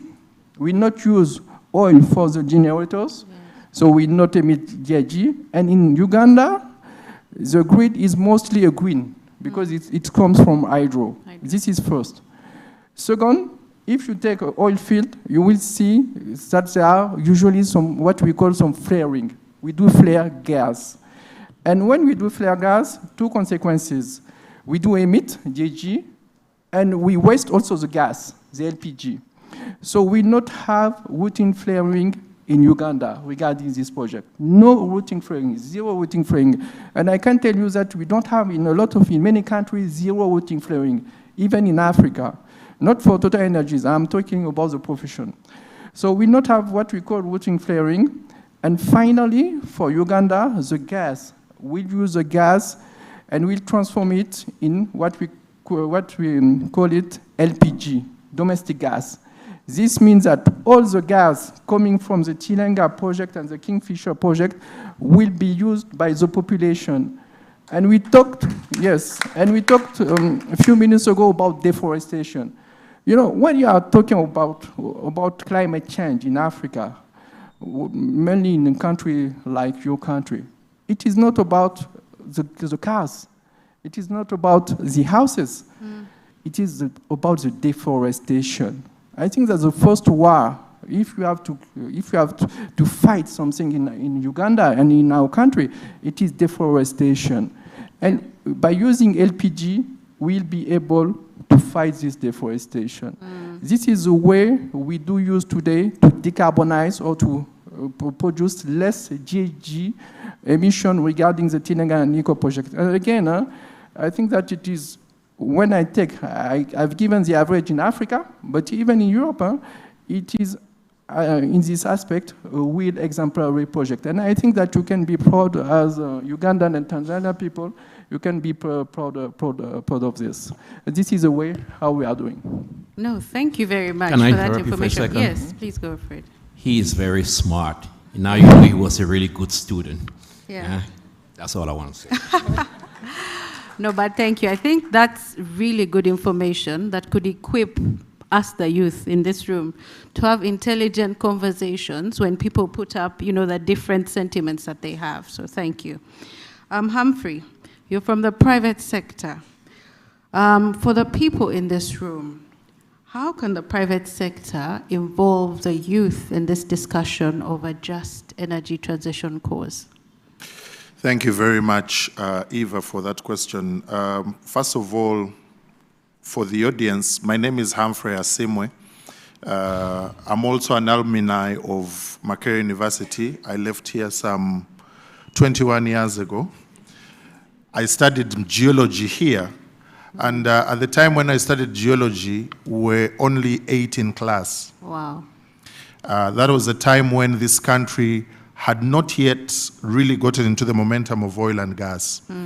But now, I know there are quite a number of courses around and about geology because we are living in very interesting times, and it is good that as a country we are embracing the young people, the youth, into this energy transition debate. First and foremost, Uganda as a country, 70% of our population is below the age of 30. That means that whether you like it or not, the youth have got to be involved in this energy transition. They have got to know what is happening. They have got to be equipped with information like this conference is doing. And so it's a very important aspect for us. The private sector, from where I come, Uganda Chamber of Mines and Petroleum brings together private sector players involved in oil and gas and in mining. And one of the things we are encouraging our members and the sector to do is to not just have internship programs that are just tokenism, giving, some young people 6 months of, just some free labor there and all those kinds of things, but rather we want to see more of training, we want to see more of mentoring, we want to see more of equipping, but also, like Enja said, innovation, to allow our young people innovate and make sure that they are contributing to the knowledge bank that is required in this energy transition. As a country, as Uganda, we are privileged that in 2023, government embarked on an energy transition strategy. And the plan is that by 2050, as a country, we should be generating 52,000 megawatts of electricity. Every one of us knows that if we are going to industrialize, which is important for Africa to grow, we need electricity. Right. We need electricity for our industries, for domestic use, and for all this. Right now, we have probably an installed capacity of about 2,000 megawatts of power. By about 2040, we are hoping to have, in this whole energy mix, we are looking at cleaner sources of energy. Like Antoine mentioned, we are looking at solar, we are looking at geothermal. We are also looking at nuclear, because as a country we are privileged to have uranium. Now, of course, last year when we mentioned that, and at the launch of the energy transition strategy, that Uganda is looking to generate 24,000 megawatts of power from nuclear, of course, the world stood up to pay attention and said, did you say nuclear? So if you think oil and gas has caused a war, wait for nuclear. Because whether you like it or not, we have got to get out of the energy poverty that we live in. Right. There is no way we can develop without the energy, okay? So, and it's a very important conversation for the young people to be involved in. Anybody who tells you to stop ECOP, anybody who tells you not to get the oil and gas out of the ground is not pro us, because the revenue from oil and gas is meant to then be used for infrastructure and also the energy transition and all these other cleaner sources of energy that we're talking about. As a country, we are committed to exploiting the oil and gas resources sustainably and positively so that we can power this economy. Karuma, for example, when you look at Karuma Dam, right now, Karuma is producing about 600 megawatts of power. Karuma was built from the oil and gas fund, the petroleum fund, okay? Meaning that when you switch on your lights, when you have electricity, you are already benefiting. You and I are already benefiting. So from a private sector point of view, we have to look for ways of making sure that we have, one, more power.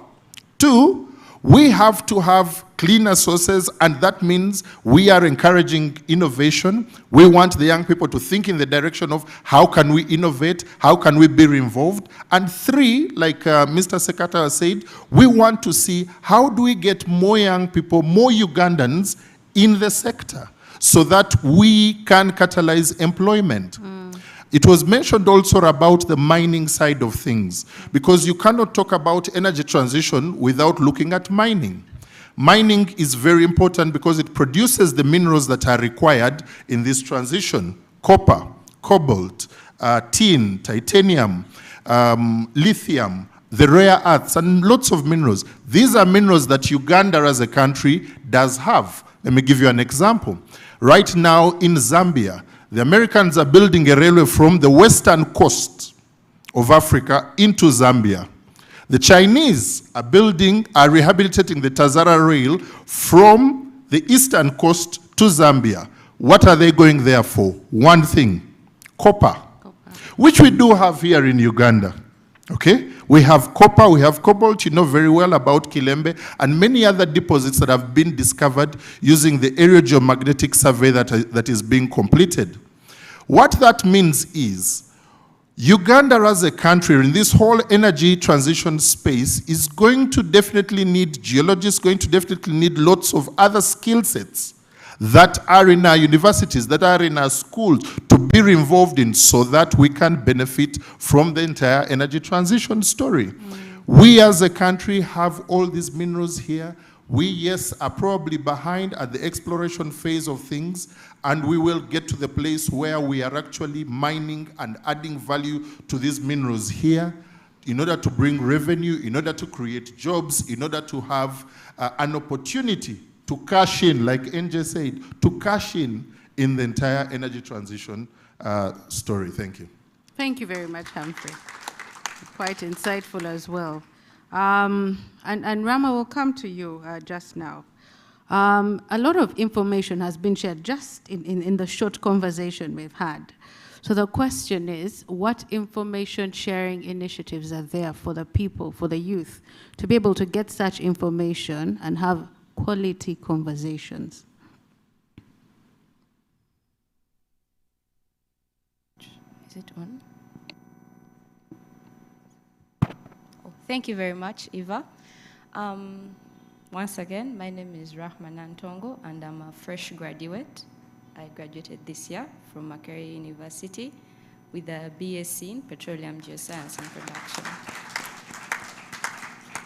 Production. As the previous speakers have highlighted on the issue regarding information sharing, one of the initiatives in place is what we have now, conferences and workshops.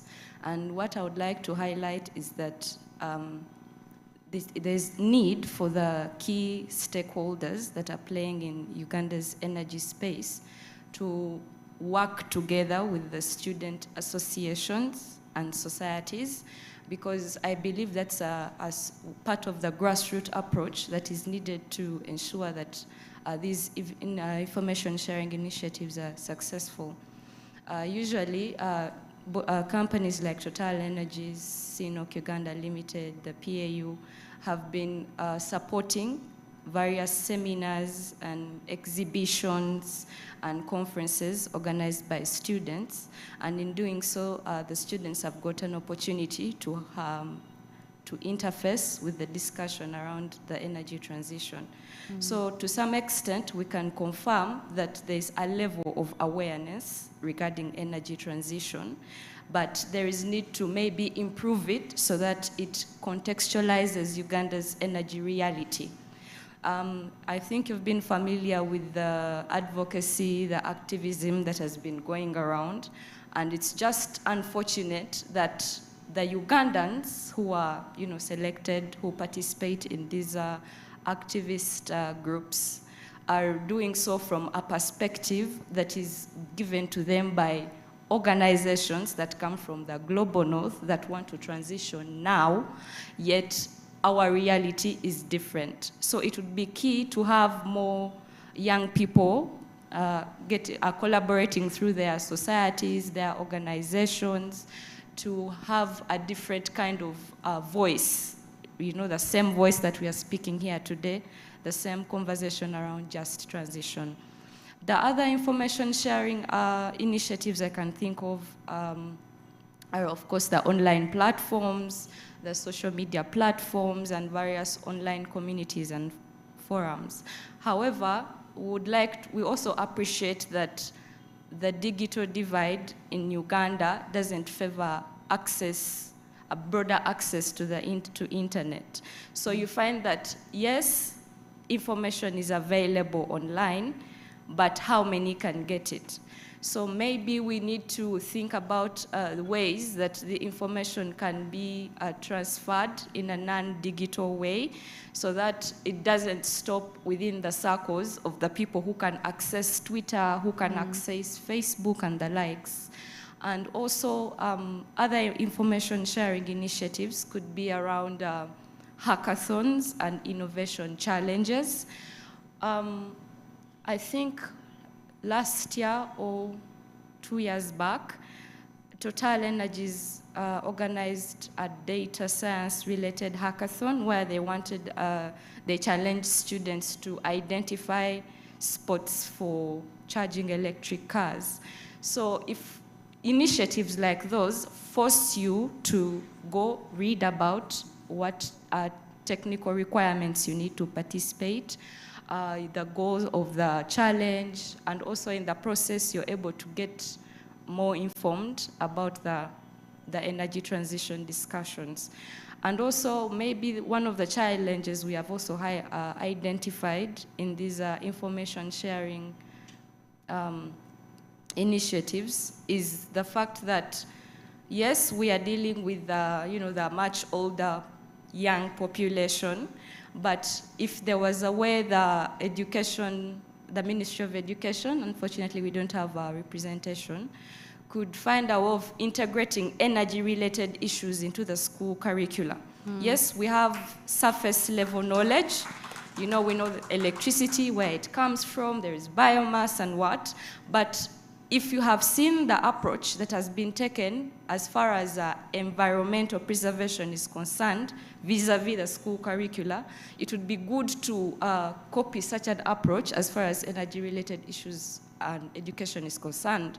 For example, from a young age, you know that you have to plant a tree. The earth needs trees to breathe. There's lots of signposts, placards, and whatnot.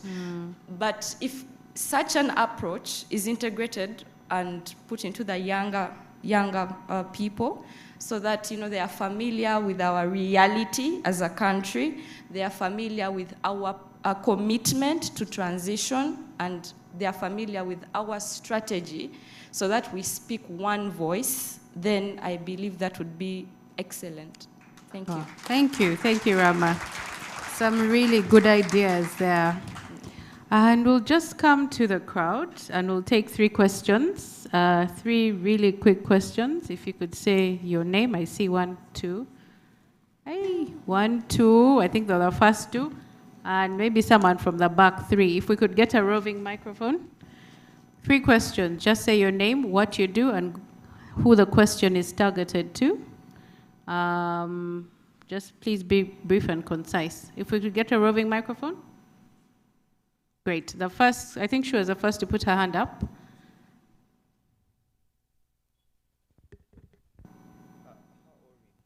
She was the first, but you can ask the question, but she was the first to put her hand up. Yes, go for it. All right, thank you. Good morning, everyone. My name is Chomuhendo Bereza Peter. I come from UCU, representing UCU Engineering Association. My question is targeted to Rahma, or anyone currently with the ability to have access to the ESIAs from the Tilenga, EACOP, and Kingfisher projects.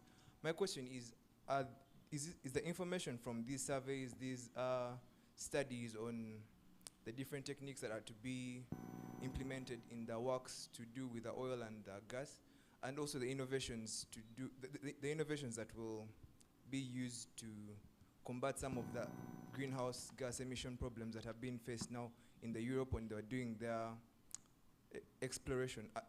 Are the ESIAs available to the public or to students in the universities, and where can we get them? Yeah. Okay. Rama, go for it, as the microphone goes to her.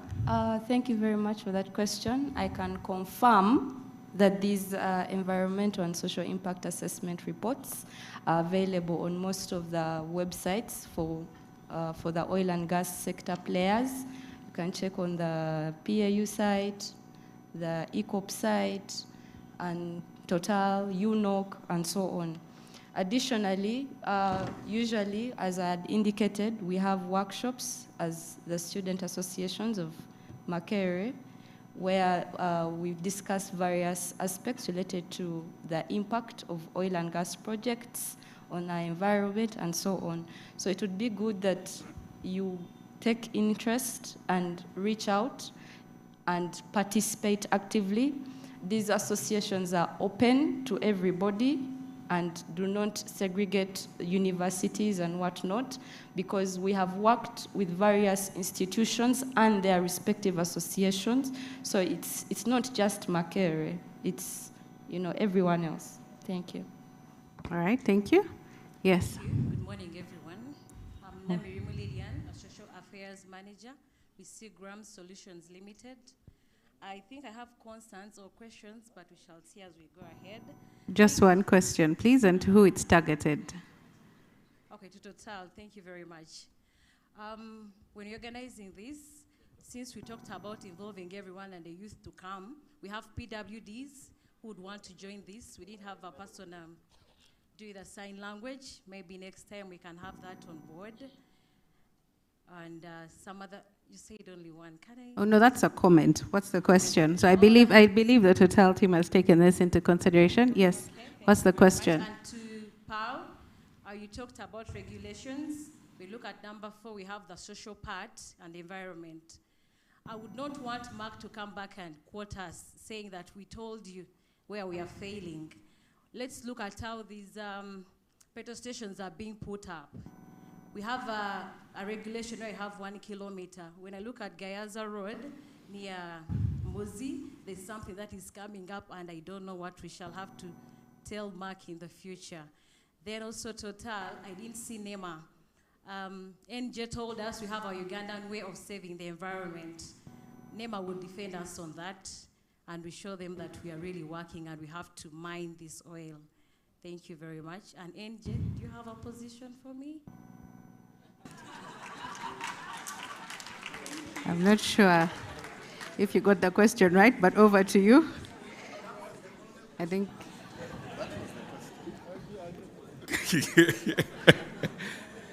We actually do. At the Energy Chamber, we do have a fellowship program for young Africans. And I think it goes in line with what she was saying about having access to information. We get young Africans who have studied in energy, different energy subjects, from geologists to finance to research, and we do get a lot of data from across the industry, and we put out a lot of work on what we do. So definitely think Grady is here, get her number, she'll send you information, you might be able to apply. And I think one of the key things that we did with this fellowship program for young Africans is that if we don't tell our story, somebody else is going to tell our story, and they're not going to tell it the way we want. So you going through what you go through, the education, get the information, we are able to put out that information as it actually happens on the ground, and also bring an African perspective into energy. I think, let me steal this to even draw on this. Everybody's talking about minerals. Yeah. Okay, those minerals should be processed in Africa. They should be used in Africa. They shouldn't be looking at minerals to be exported to other places and then they bring us finished products.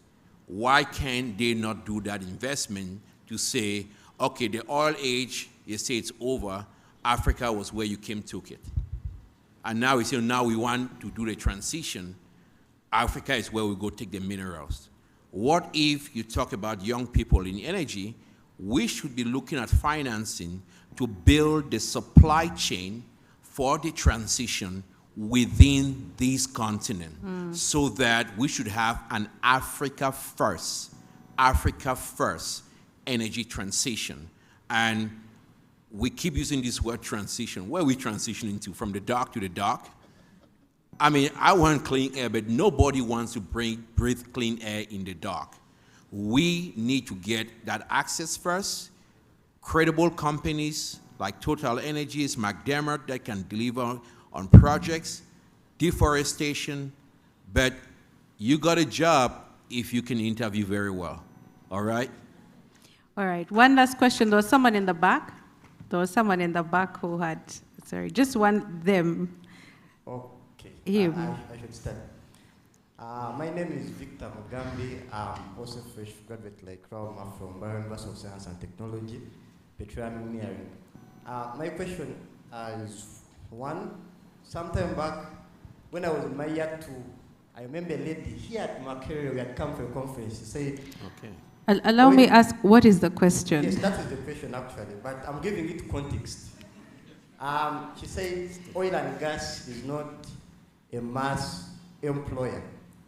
And I've started to feel it because the number of positions which are there in companies is actually limited compared that every year, at least from 6 universities I know, which do petroleum engineering and related courses, they will release at least around 500 to 1,000 people each year.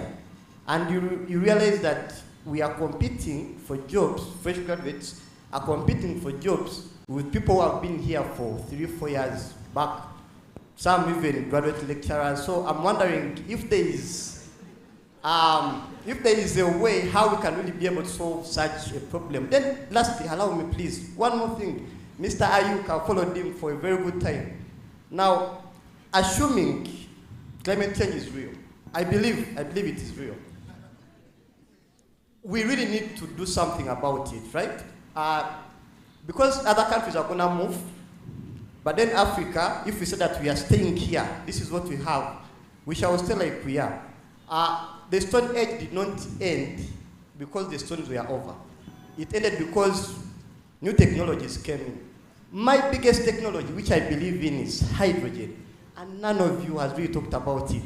I'm wondering, what do you think of hydrogen? Even the gentleman from the Uganda Chamber of Mines talked about nuclear, what, and everything, but hydrogen. Can we incorporate in that? Because I believe if there is hydrogen, then as petroleum engineers and what, at least we still have our jobs. But if we go into other things, we are going into a new direction altogether. Thank you. All right, thank you, Victor. I wouldn't talk about jobs because I already mentioned that, and I think there are more qualified people here to talk about jobs in country. We believe in hydrogen. I have, at the African Energy Chamber, we have been one of the biggest advocates for hydrogen, but not just green hydrogen as the Europeans want. You could get hydrogen by using natural gas and with electrolyzers and water, and you could still end up producing blue hydrogen. So we don't want discrimination, all right? So we want to really see that there is hydrogen, but I'll let my brother Sheikh expand a lot on what Total Energies is doing on the hydrogen section. And to close with your question on the Stone Age, or oil is going to be over, and all of that, Africa is going to be left behind. Who told you that we're going to be left behind? We're not going to be left behind, okay? I think that fallacy is something that we need to stop it. Those who think they're moving forward, they're going back to coal. So who is going behind? Those who say they've moved forward, they're going right back to coal. What you need, and it's very important, is base load. Mark these words, you students, base load. You need base load energy to run heavy industries. Right now, the intermittent nature of solar and wind does not give you base load. Africans do not just want to charge their cell phones. Okay? Africans want to have a fridge in their house. A refrigerator in Belgium uses more energy than 12 Ugandan families in 1 year. Think about that. Heathrow Airport uses more electricity than the entire country of Sierra Leone. You want to tell those people living in Sierra Leone that you don't matter, just Heathrow Airport should use more energy than you? So we need to be careful. We are going to move forward. We are going to transition, but we need that base load energy that is produced in a low carbon way, very efficient, that we can really drive up. Africans do not need second class energy. And on climate change, It's not a hoax. I think we should be very clear. Let us not get into the temptation where we get drawn into this conversation to say, ooh, in Uganda they say it's a hoax. It's not a hoax. Our continent is already facing severe issues around droughts and all of that, and all of that. We're victims of climate change. So we should not be denying what is out there. But right now, we got to decide one thing. Do we want to be social engineers of the future, or we want to be parasites by getting to this denial stuff? We should not do that. We should be looking at the future as social engineers, and that moral universe that we want, it's going to bend towards climate justice, but we have to help bend it that way. Thank you. Sheikh, your comments and parting shots as well. Okay. We'll come Yes, to the rest. very briefly. The issue we have with renewable energies are based on three pillars. First, it is reliability. When you take wind, you take, for example, sun. You don't always have wind or sun. This is the first issue. The second one is cost, and I will come to hydrogen. And the third one is efficiency in terms of GHG. Coming back to the case of hydrogen, for hydrogen, it is not a natural molecule. You have to separate, to take it from different molecules. This is the reason why we don't call it hydrogen like this, we call it H2O. So you have to separate from other molecules, could be water, for example, and once you will get the gas, this will be your hydrogen. Now you have different manners to produce this hydrogen. You can have it on a natural manner, sustainable manner, but you can also use oil and gas to produce your hydrogen. So when you use oil and gas, you do produce GHG. For hydrogen, what is at stake now? It is how to produce it in a sustainable manner. It is not very easy, and it is also the cost of this production. This is the reason why you don't have a lot of hydrogen units now in Africa. But having said that, you do have some countries which are well advanced in this. You do have Mauritania, you do have Namibia, and you do have also projects in other countries.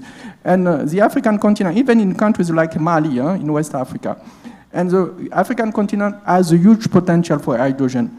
But when you will get hydrogen, it will maybe can help you to get electricity. But what we do not say with oil and gas, that is oil and gas can give you access to electricity, but it also gives you access to revenues. When you take the Middle East countries, where do they get their financial resources? It is from oil and gas. When you take a European country like Norway, it is from oil and gas. So the issue is not just to say we should get access to electricity. The issue is also how to get access to financial resources. When you are saying, okay, you should not develop your oil and gas project, fair enough. I will not get access to electricity. But what about the financial resources? Who will compensate this the loss and the lack of these financial resources? So when we are talking about this project, we do have two issues. First, it is getting energy, cheaper energy and cleaner energy.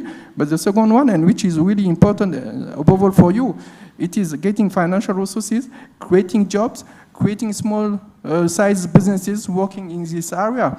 And coming back very shortly to one question relating to the job creation. Indeed, when there is an oil and gas project, you do have two phases. Construction phases, with these phases, you do generate a lot of job creation. For example, just for Tilenga and Eco project, you will generate roughly 80,000 direct and indirect jobs. This is for the construction phases.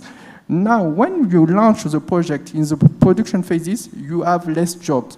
But you compensate this by the financial resources and by the royalties taken by the government. And with this, you can create businesses in this sector and in other sectors. So there are two phases. And definitely, if you take good example again of Middle East countries, you can see how rich and wealthy they are today. And it is thanks to, when you take, and I will finish with this, a country like Qatar. Yeah. 20 years ago, Qatar doesn't have not anything, but was not a rich country. Yeah. Today it is one of the richest countries in the world, thanks to gas and to the good governance of these resources. So just please not just focus on getting energy, take also into account getting financial resources. Yeah, thank you very much. And I think to that point, Arab Emirates, Dubai actually also used the same strategy, clearly decentralized from oil and gas and transitioned into various sectors. Humphrey, your parting shots, and then we'll come to you, Rama. Hopefully, Rama, you'll also answer his question with a practical of how you got your training job, because I think essentially that's what he's asking, but yes. Yeah. I'm reminded of a quote actually at Africa Energy Week last year, in the speech of His Excellency our President, General Museveni, where he said, "You cannot talk to a poor man about clean energy. You cannot have a discussion with a poor man about clean energy. First, deal with the issue of poverty. Then you can talk about clean energy after that." And that is what we need to be doing as Africans. We need to be, first and foremost, finding a way of making sure that our populations get energy, yes, as much as possible, clean energy, and then with time, we transition in a phased way, in a good way, in order to make sure that we get to a place where the majority of our energy mix will be clean energy. Now, having said that, the question on jobs is a very interesting one, and there are a number of things that are happening regarding jobs. You're saying the oil and gas sector cannot absorb the skill sets or the people that are willing to work. I want to allay your fears on a number of fronts. Number one, that Tilenga and Kingfisher and ECOP are not the only oil and gas projects of Uganda. PAU can tell you there are other projects that are at exploration phase, and those are also progressing well. And as they progress, we'll get to a place where they will be in the engineering phase and then finally in production. So there is opportunity there. Also, the project by the Ministry of Energy with support from the Spanish government to do aerogeomagnetic survey of Uganda has come up with some very good finds of oil and gas in other parts of this country. For example, the Choga Basin and in Moroto. Meaning that the whole conversation around oil and gas for this country is not only, or should not only be limited to Tilenga, Kingfisher, and ECOP. As the years go by and as more investment comes into this sector, exploration, we will see those other projects advance, and there will be opportunities as we get there. For a number of these courses, they came through a recommendation from the industry baseline survey that projected on what kind of skill sets would be required and what our universities should be churning out in order for us to maximize on local content. And so I don't want us to lose hope that, no, this is short-lived. It is not as short-lived as we'd want to think. Secondly, it is also important to understand that there are now conversations around the region and regional integration, because as Uganda is where it is with oil and gas, Kenya is about to also rejuvenate its work with oil and gas in the Turkana area, okay? Tanzania has a much bigger gas project coming online, and as a country, we are looking for ways of importing gas from Tanzania. Mozambique and its gas resources. And so as you're thinking through your career development, don't think primarily Uganda. I would encourage you to also think the region and the continent, because the opportunities do exist. Now, what do you need to do? What do you need to do as an individual? As an individual, there are things you're going to learn in class if you attend. Right? There are things you're going to learn in class. You're going to get that degree, that you are an engineer in this and that and the other. but there are soft skills that you're going to have to make sure that you learn yourself. There are other employable skills that you require to open yourself to data analysis and all these other things that you may not necessarily get in class. As you do that, you make yourself more employable, because it does not matter the shape of the container in which you put milk. Cream will always rise to the top.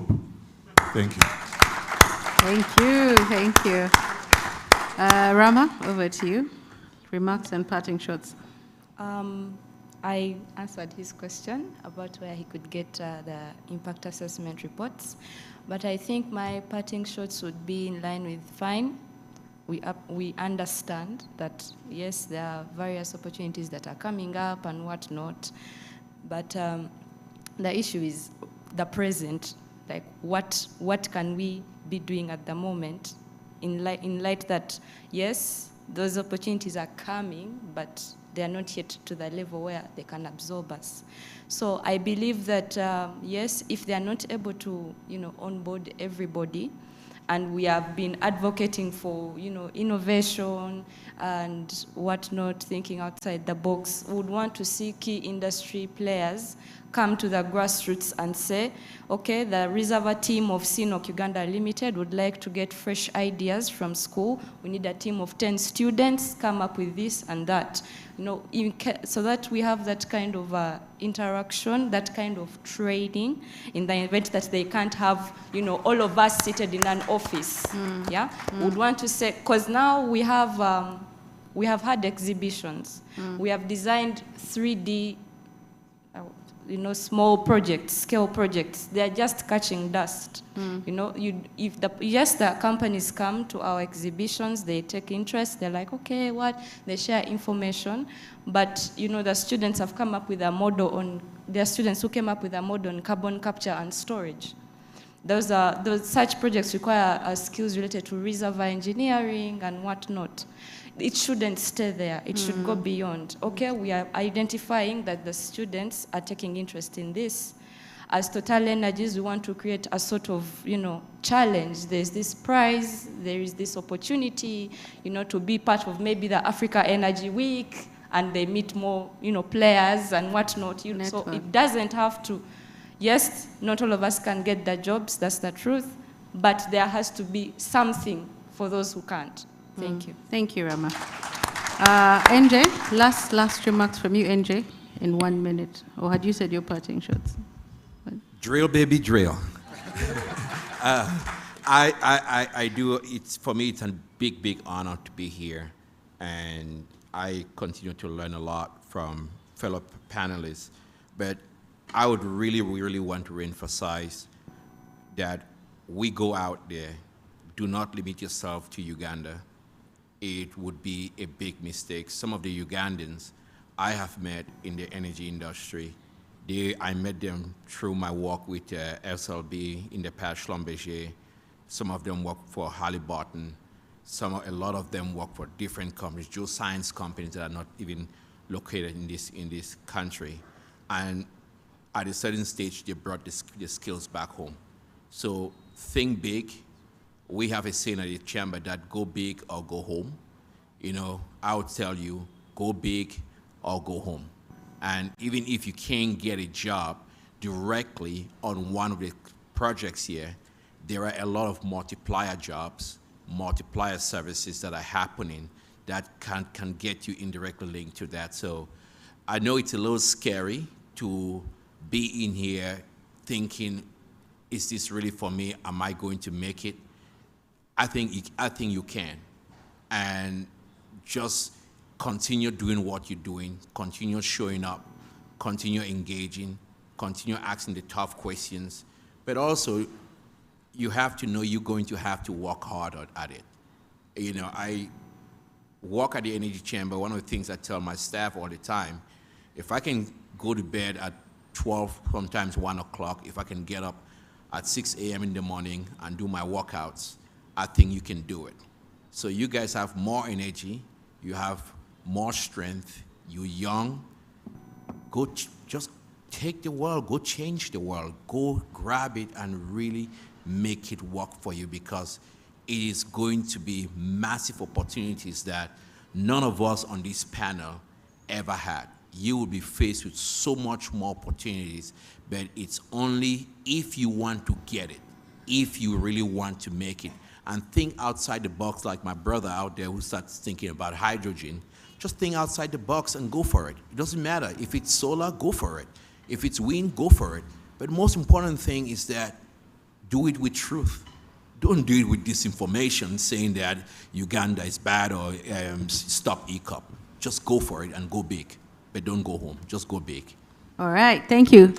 Can we have another round of applause for the panelists and for the wisdom they have shared on this stage? Thank you very much. I think at this point we'll just have a picture moment, and then we will come, you will go, and we'll introduce another set of panelists. A round of applause, please.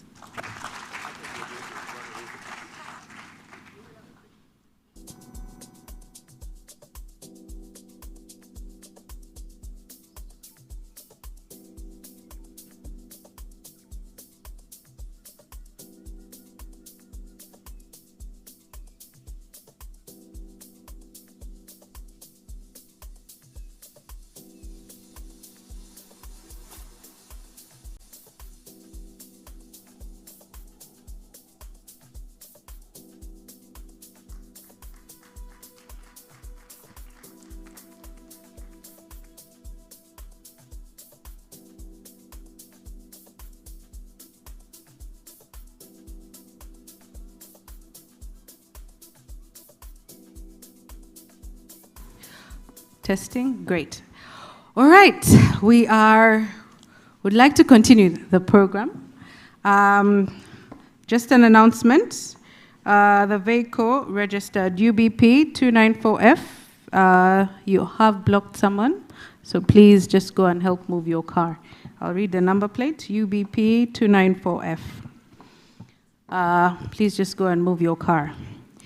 We will move into the next bit of our session. Another interesting panel, which I think had a number of questions, particularly on opportunities for the youth in this specific sector. And the opportunities vary from business, jobs, capacity building, and training. And I think the panel that I'm going to introduce is extremely equipped to have a good discussion and to answer your questions. So without further ado, I'd like to welcome Oriel Deshatu, I hope I've said that well, Country Manager at Aldelia, Uganda. Please give a round of applause as she makes her way on. I'd also like to welcome back Mr. Ali Sekatawa, Director Legal and Corporate Affairs at Petroleum Authority, Uganda. I'd like to welcome Madame Rosette Komugisha, National Content Lead at Total Energies. I'd like to welcome Madame Elaine Baguma, Training and Development Manager at Total Energies, Uganda. I'd like to welcome Marc Antoine El Mazega. I hope I've said that well. My apologies. Yes, welcome back, the Director, Energy and Climate. And I'd like to welcome Madame Lilian Nyakuni, Technical Assistant, National Content and HR from UNOC. A round of applause as they come up. Panelists, welcome. I think you've seen our youth that we're speaking to, but I trust you're well equipped to handle the conversation. Very quickly, I'd like to start with our country manager, yourself, from Aldelia. We've seen a number of opportunities advertised, and maybe for the people who are seated in the audience, would you like to elaborate on how they can actually tap into the opportunities advertised? How can they actually get hold of these opportunities? Thank you. I see you fear the name. So I tried, but you could say it again. You could reintroduce it. So Aurélie Duchateau, Kizito. Aurélie. But you can call me Lily. All right. Most people in the sector call me Lily. Oh, okay. So don't worry. What is important to know is that most of the companies in the sector, go through manpower agencies to recruit most of their staff and manpowers. So the advice here is to get to know now which companies recruit in these sectors. So I'm actually going to name them. And I think a few are in the room. Sorry? A few are in the room, if I'm not mistaken, but carry on. Indeed. So I work with Aldelia, so we do recruit for some of the oil companies. We have Abdul from True North that is here, so don't hesitate to also approach him later. We have Q Sourcing, I don't know if they're in the house, but they also do recruits over there. Hi. And we have, who am I? Seoul, I was going to forget. I don't know if Seoul is in the house. But so those are the current actually agencies that do recruit for Total, CNOC, Valorec is in the house, SLB also is in the house. So those companies use the services of manpower agencies, okay? So how that works is that these companies will approach us and say, we need this type of profiles, really it can be any type. Engineers, admin support, finance, I mean really any kind of role that you can think of, even graduate trainees actually, so they approach us. And then so what we do on their behalf, we advertise these jobs, so that's why it's important that you know these names. And I'm going to tell you, of course, where to find now these adverts. So we advertise, we collect the CVs, because then people who are interested and match the job descriptions that is advertised, provide their CVs and information that is required. We go through all the applications and we see, of course, the best, which are the applications that match to now what is required. So we send the best profiles, at least it can be 10, 20, to these companies, and then they will decide who they want to now see going to the next step. So interviews will happen. They will then give us the answer. I want to select this person, and so we will be responsible to onboard these people and to manage their contract. So we really, like, you become as a staff of the manpower agencies by working in the oil project. Okay, so you will find these adverts on the websites, PAU websites, Tilenga website, ECOP websites, the agencies' websites, newspapers. So you have to be, of course, on the lookout. LinkedIn is also a good way. So follow these different companies on LinkedIn, so you see what is being advertised, and then you apply. So this is where you're going to find the information. the Thank you. I hope we have taken notes. She's just given you where the opportunities are. Thank you very much, Lee. Mr. Ali, you spoke about the National Oil and Gas Talent Register earlier. And maybe just to ask on behalf of them, does this register actually work? Is it there? And what is the success rate? Thank you. The register sits in the frame of all the other regulatory framework, including what she's talking about, the requirement that all jobs are advertised, the requirement for fair competition, and the requirement that all contractors give priority to Ugandans. And then we follow a three-tier mechanism of where the facility is. All the unskilled labor force should be for the people from that area. Then semi-skilled, you go to the region, and all the skilled labor force nationally, and then international if we don't have. Now, mostly the National Oil and Gas Register comes through where the employers, they are required to also put the adverts there or go and choose a person from that talent register.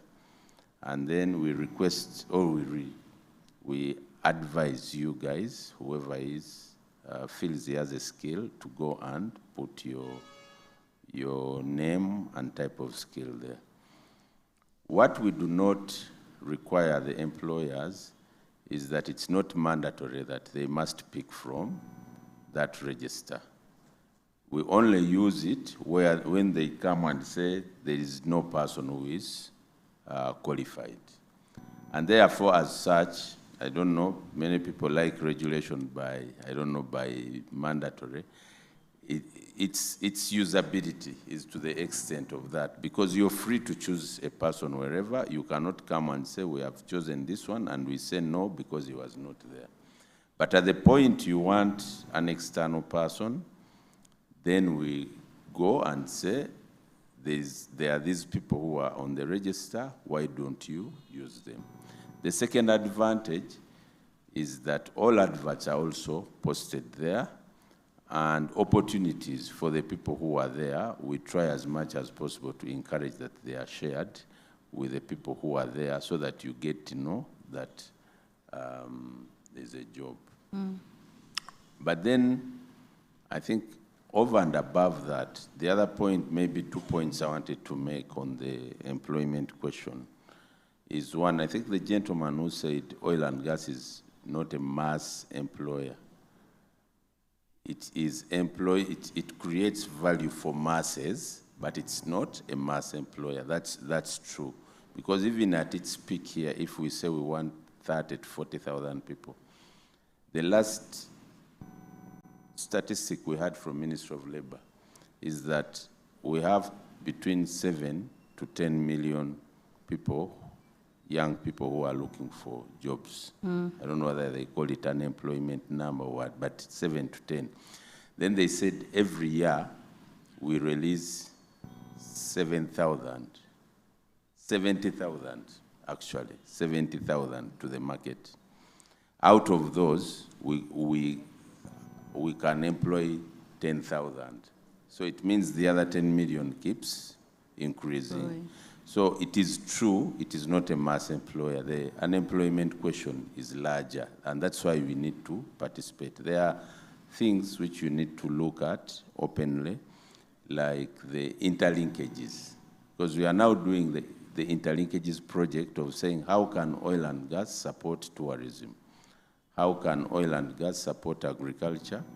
How can it, for example, we put up an airport, which is almost complete, and now as a result of that, government has agreed to put up a stadium in Hoima, because one of their considerations for Africa Nations Cup was they need an airport. So so oil and gas is now supporting the sports sector. So I think even for you guys, it is to look at openly, not necessarily in that space, there is minerals.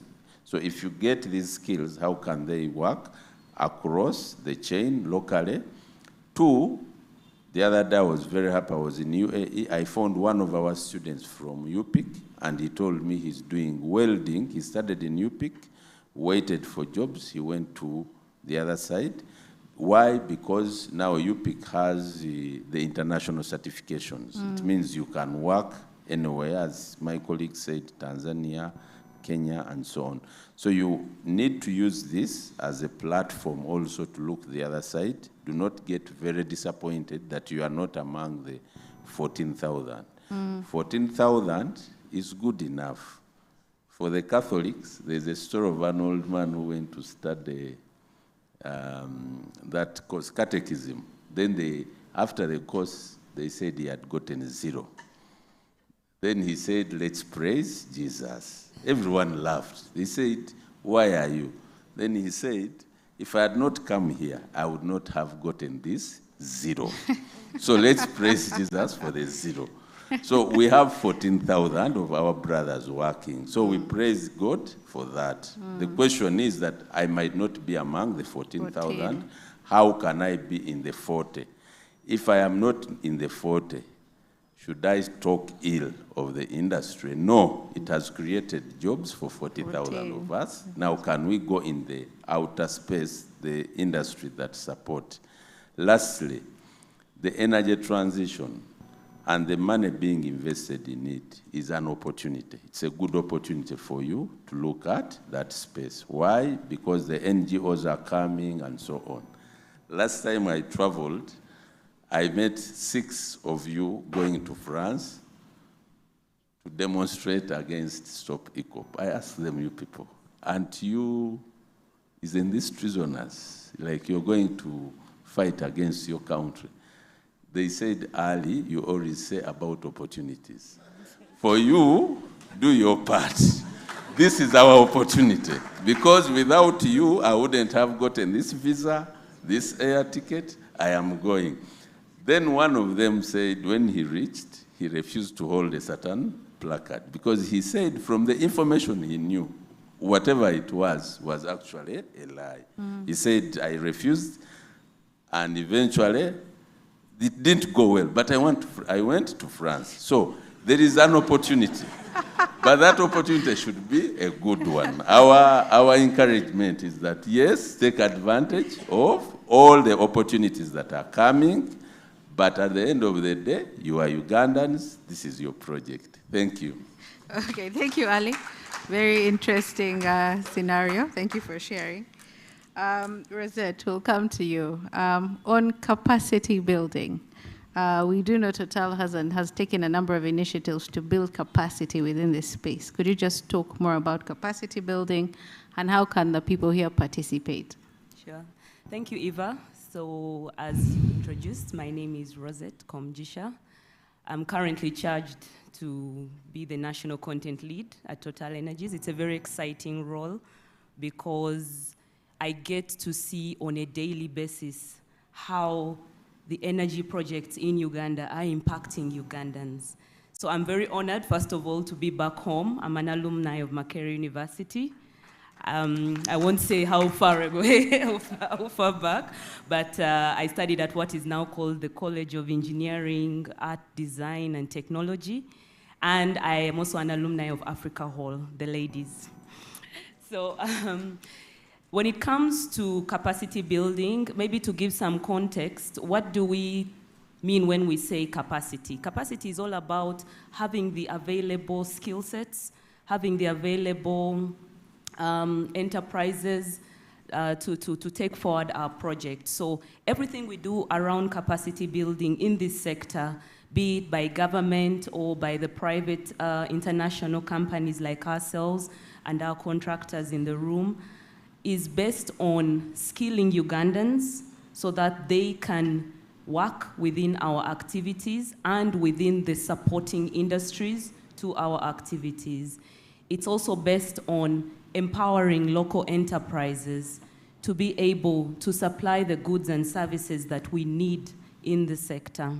And then finally, we are future facing. We know that this is a long-term industry, not forever, but significantly, 20 to 30 years. So we need to be able to empower the institutions that will take forward capacity development as their core professional deliverable. So we work a lot with institutions like Makerere, UPIC, and all the different education institutions to support them in their agenda on training and also enterprise development where possible. So coming down to the question, what are the capacity building opportunities available for you as youths?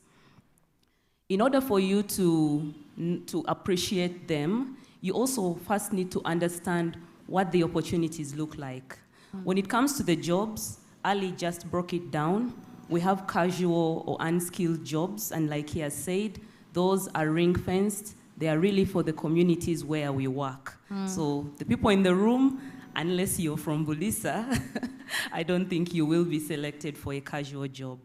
Then we move on to the next level, which is the majority of the jobs that are needed currently in the construction phase of the sector. These are jobs at technician level, at craftsman's level. This is a reality which we didn't have in Uganda before the energy sector. Before, everyone thought for you to get a very good job, you had to earn yourself a degree. Am I right?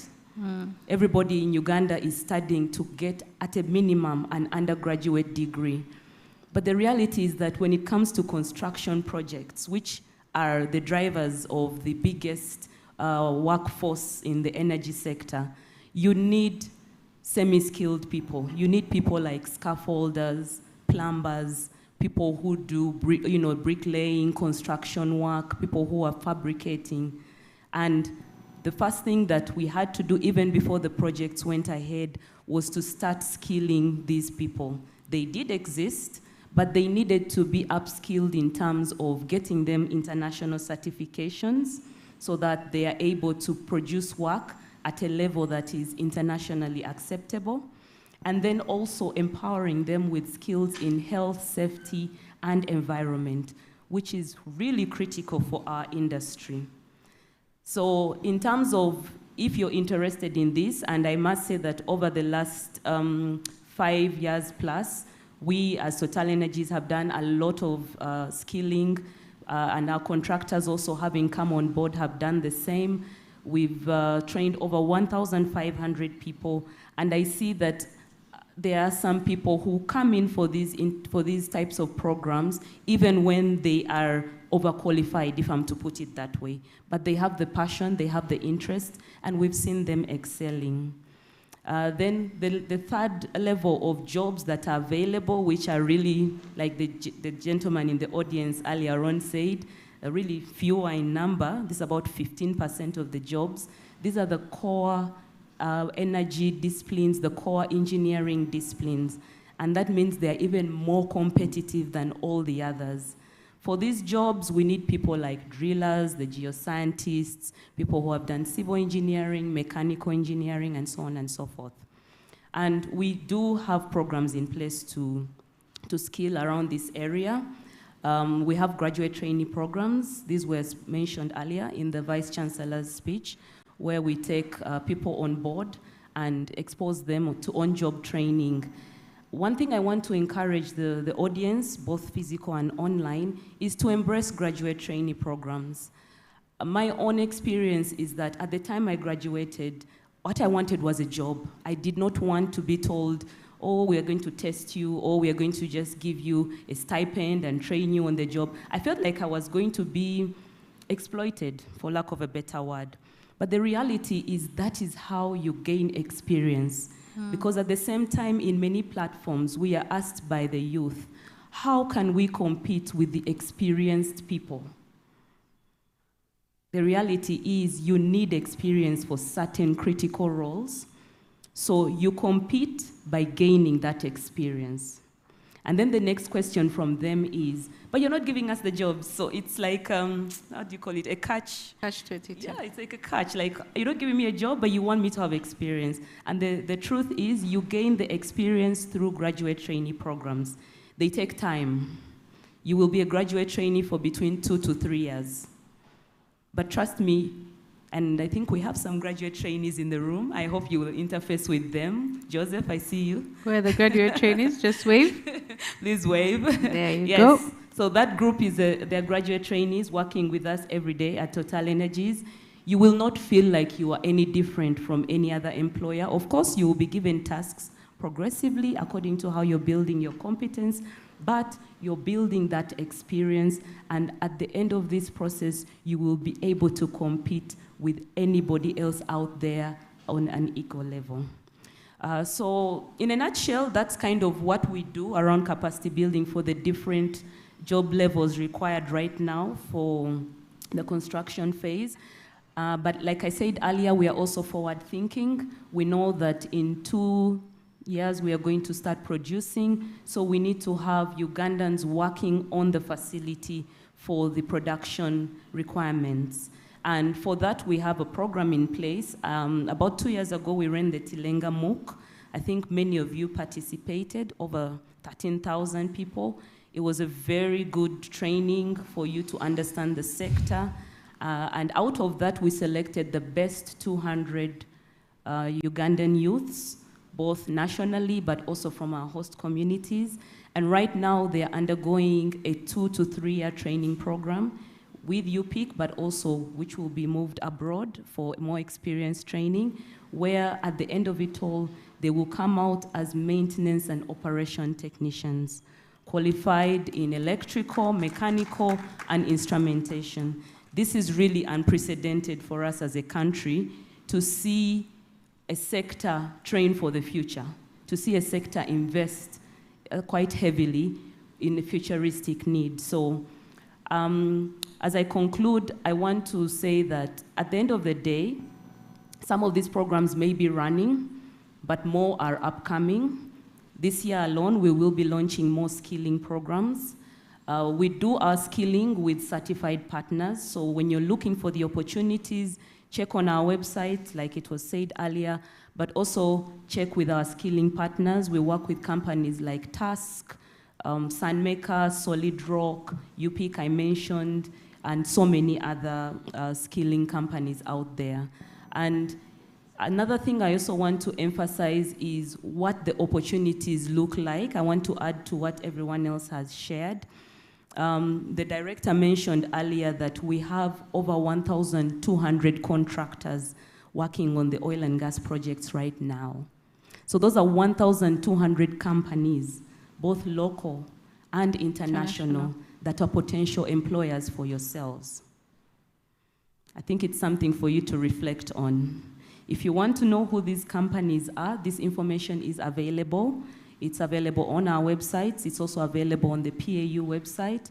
But also feel free to reach out to us so that when you see an advert out there from a company like Sinopec, it already registers in your mind that this is a company in the oil and gas supply chain. And since I want to be part of that company and I am eligible for the job, why don't I put in my application? Thank you, Rosette. I think that has been extremely valuable. Thank you.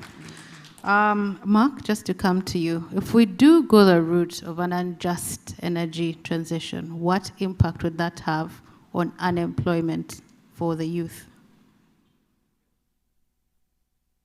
I think it would be dramatic.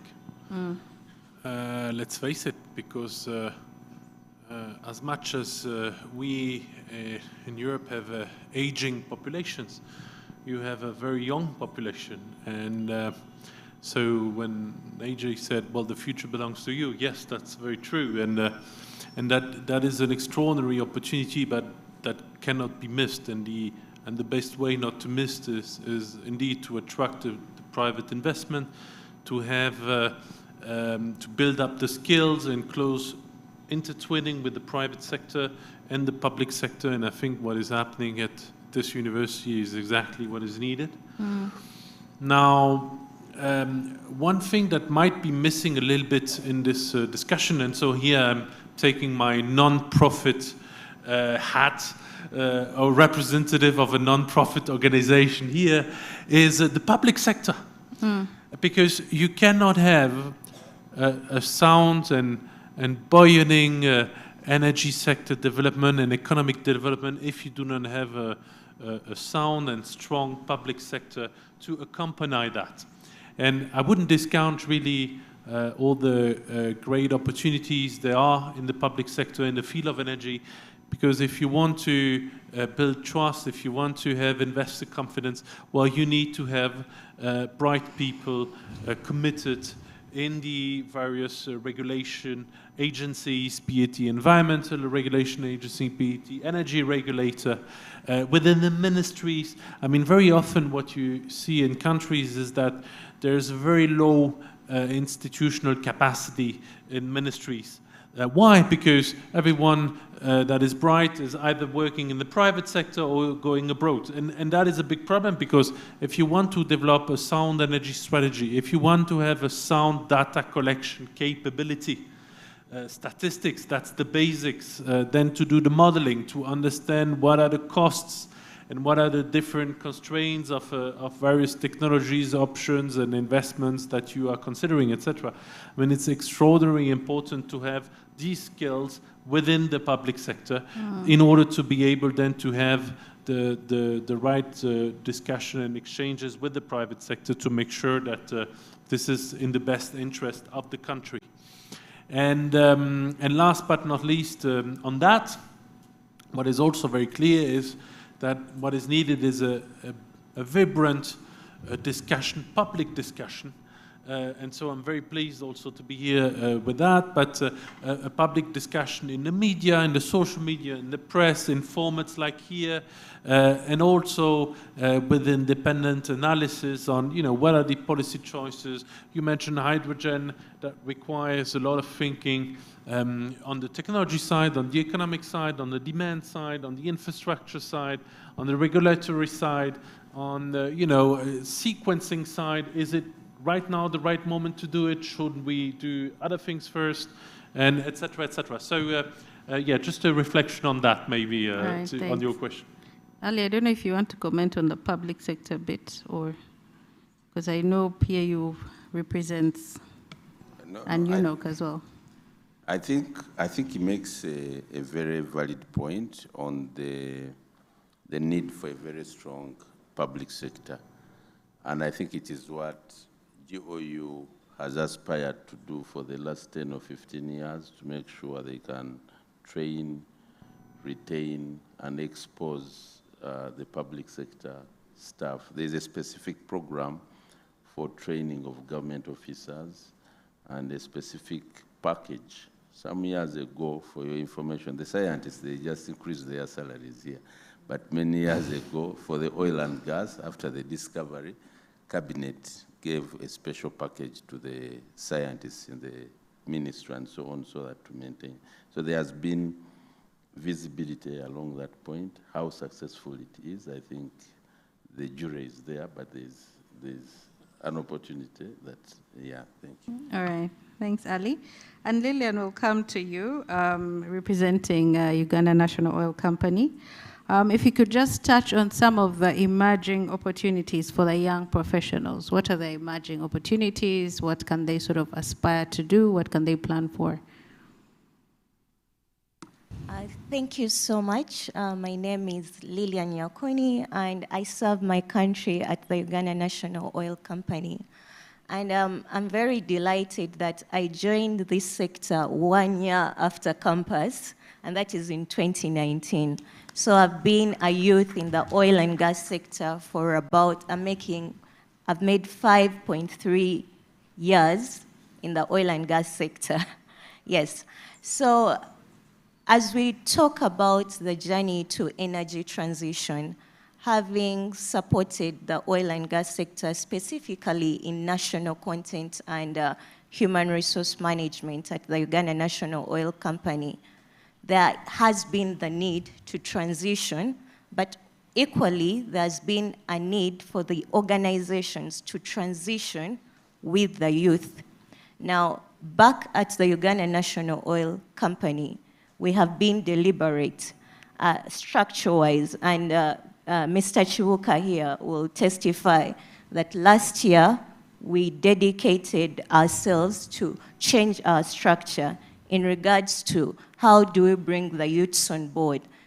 Previously, to join the Uganda National Oil Company, you had to have at least 5 years of working experience, or at least 2 for the non-giving jobs. You know those jobs that they give you and you're like, do I really want to join the oil and gas sector?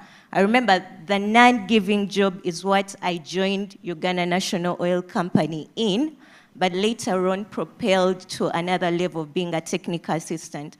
So we decided to say, okay, we are going to create Officer 1 roles. Officer 1 roles simply need someone with 0 to 3 years of working experience. And many of you have seen the adverts that went out for the Officer 1 jobs, because we truly want to have the young people be a part of this journey, to be the junior drilling engineers, junior, in whatever level they are. Besides that, we have also been deliberate to get to universities and sensitize the universities and the students regarding the choices of programs they are taking on. I know Alex, we always move with Alex to different places. And you find a student doing a bachelor's in oil and gas management. So our emphasis has been, can we study programs that are transferable? Because Ali and the people seated here will testify that the most number of people to be employed on an oil and gas project are during the development phase. And right now we are in the development phase. And therefore there is no number greater than what is currently available now that will be employed in the oil and gas sector. At UNOC, our structure capacity, even when we operate across the petroleum value chain, in the upstream, midstream, downstream, bulk trading, and the industrial park, our structure is only providing for 365 people. That is youths, the elderly, and so forth. Sorry. So we're all youth here. Yes. This is when we ask ourselves, why would I then do a course that is very restrictive, that without the oil and gas sector, my course cannot stand alone? I've had drilling engineers, mechanical engineers. I mean, our chief commercial officer is a mechanical engineer by profession. If people can attack you in your own field and take up that space, then are you still able to exist without the oil and gas sector? So we have been spreading that news wherever we have gone to emphasize the fact that you need to do transferable skills. And as a national oil company and our national content, we have skills development. And we have understood the national character of oil and gas. Most of the times we have had people in Bulisa, Chikube, Hoima, demand that they want to be the beneficiaries of these programs, the trainings. But then when you look at the national perspective, oil and gas is a national resource. It is a state resource. So what we have done is to ensure that we incorporate everybody. If you look at the programs that are running out of late, everybody, regardless of the region you're coming from, the course that you've been trained in, we are giving you an opportunity to benefit from these training programs. But what have we also been deliberate at? It is that we are not training oil-specific courses. We want people who can transit with the journey that the sector is taking. And then the other thing that we have tried to do to ensure that whoever we have brought on board benefits from the skill set of the transitioning journey. I know I've seen some of our interns and some of our trainees that have come for the training today. At UNOC, we are deliberate to ensuring that you get the holistic experience of the industry. So you'll find that much as you've come in as a trainee of drilling, you're going to undertake things in ESG, in sustainability. You're going to be pushed to go to the environmental unit to study with them so that you can embrace the holistic nature of the oil and gas sector, so that once you are transitioning, you know what journey we are taking, what is required of us, and how best we can do. So you'll find that several of our trainees and interns, at the end of the journey, they decide to say, okay, I was looking at it in this perspective, and this is the journey we are taking. So ideally, that is how we are committed. We are being as diverse as possible and very accommodative to not only lose our mandate of being the commercial arm of government in the oil and gas sector, but also ensuring that we are keeping at pace with whatever transition is taking place. Thank you. All right. No, thank you very much, Lillian. In the interest of time, we'll take 2 questions from the audience. Wow, 2. His hand shot up first, and she's waving very nicely. And that's the moderator I've allowed. So those 2 questions. A roving microphone, please. If we have a microphone, we could quickly get it to them. Please just state your name, what you do, and to who it's addressed. Okay, thank you so much. My name is Tom Philip Mackay. I'm a soon to graduate mechanical engineering student.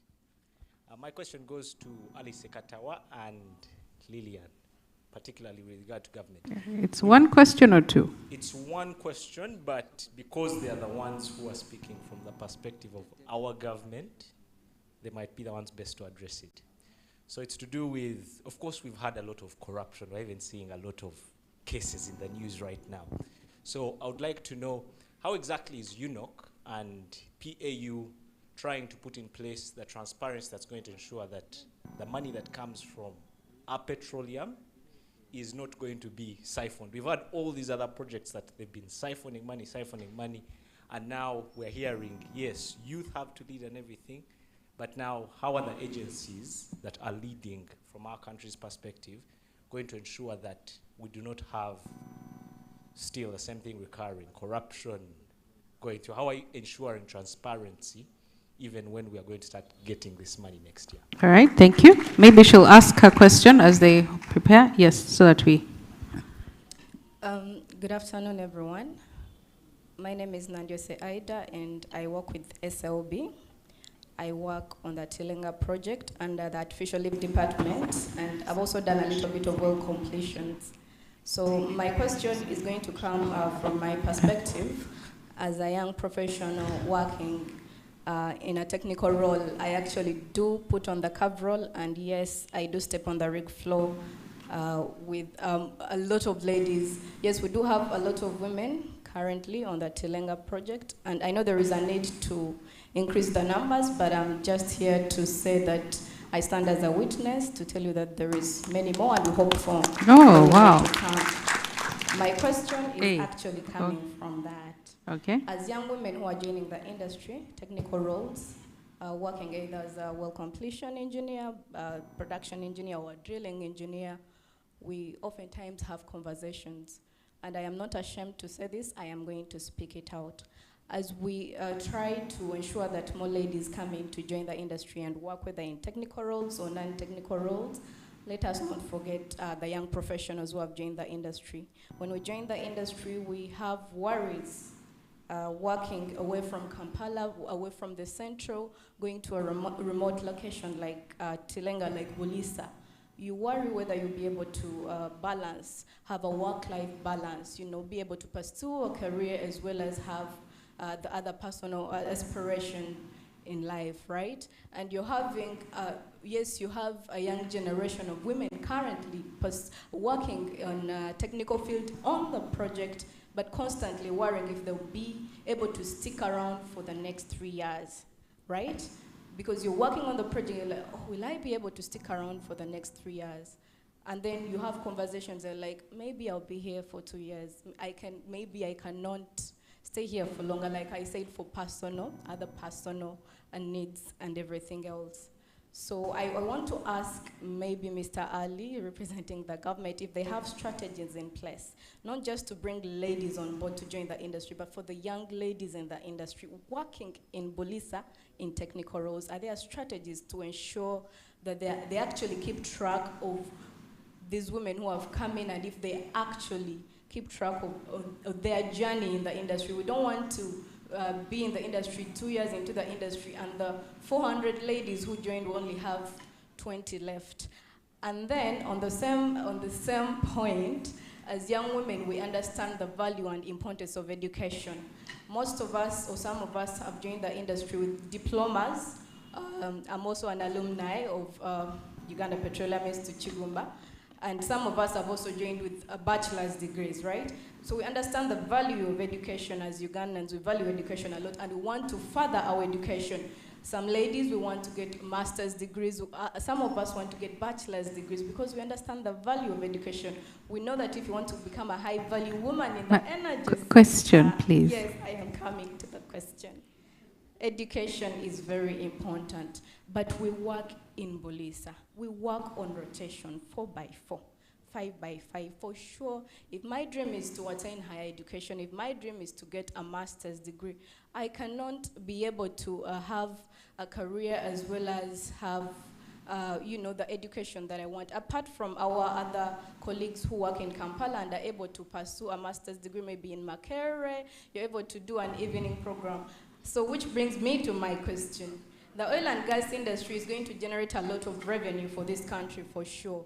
Is there no way there can be a program put in place to favor the people who work in Bulisa, Tilenga, to put a program for them? Could be at Makerere or any other institution to allow them to also further their education. Could be in bachelor's or a master's degree. Okay. Who is that question targeted to? Could be Mr. Ali. Wow.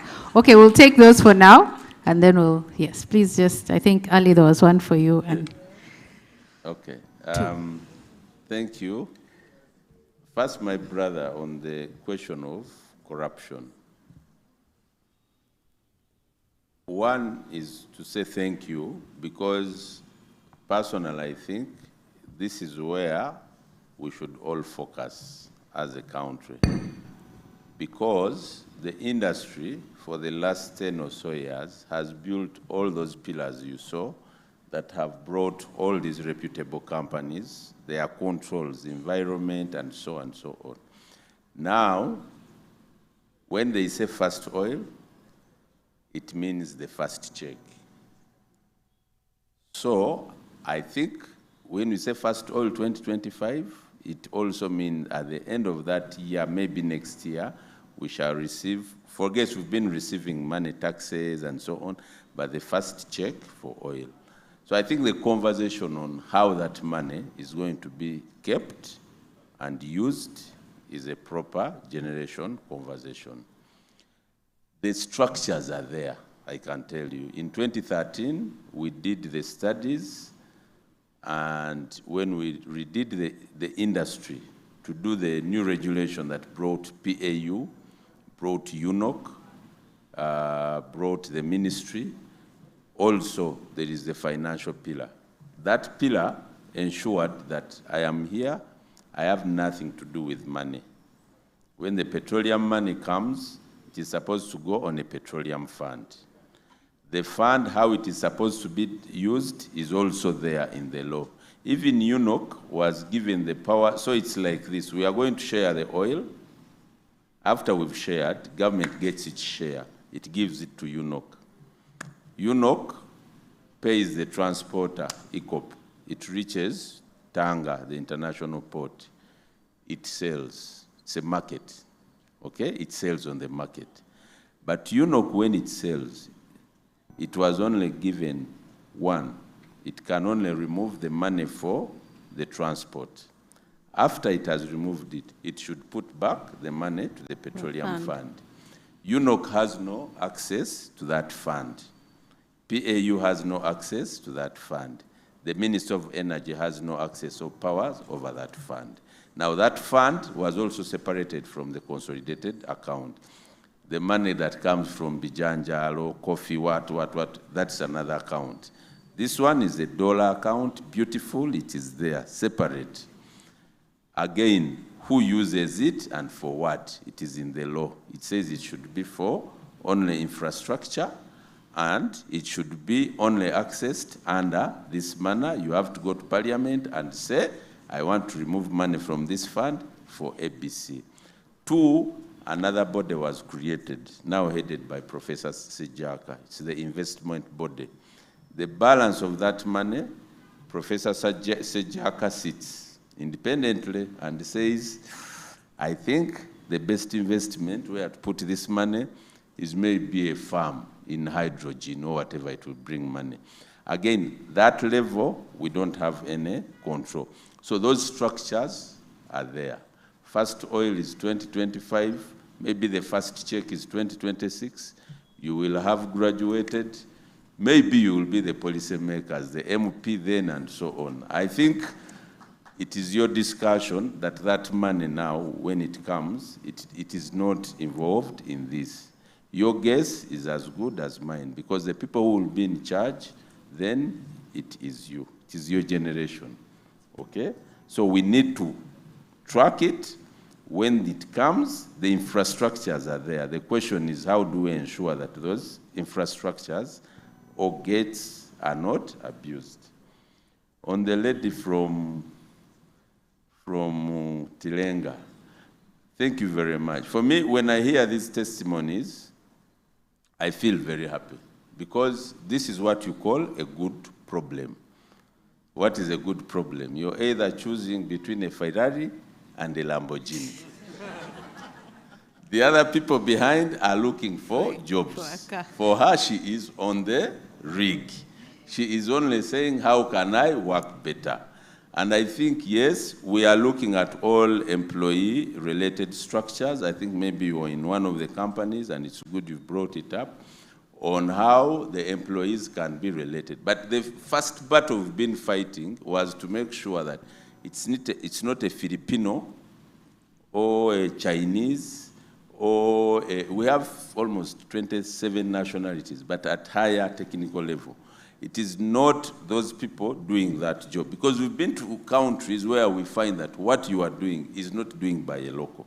But the fact that you are from UPIC, we went as a government and got Opito. When we discovered oil, we didn't have that certification, and Total said, if you don't have this, you cannot touch the rig. So that was brought. You have gone there and graduated, and you're working in Bulisa, and you chose a job. For your information, don't even say people who are in Bulisa, no. The job you chose is for Bulisa, because you studied that drilling, whatever it's there.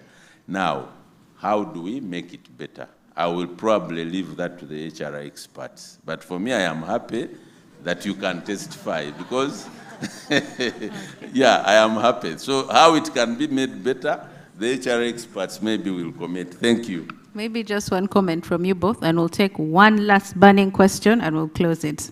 Maybe just to comment between the both of you. Yes. Yes, so I think I'm in the same space with Ali.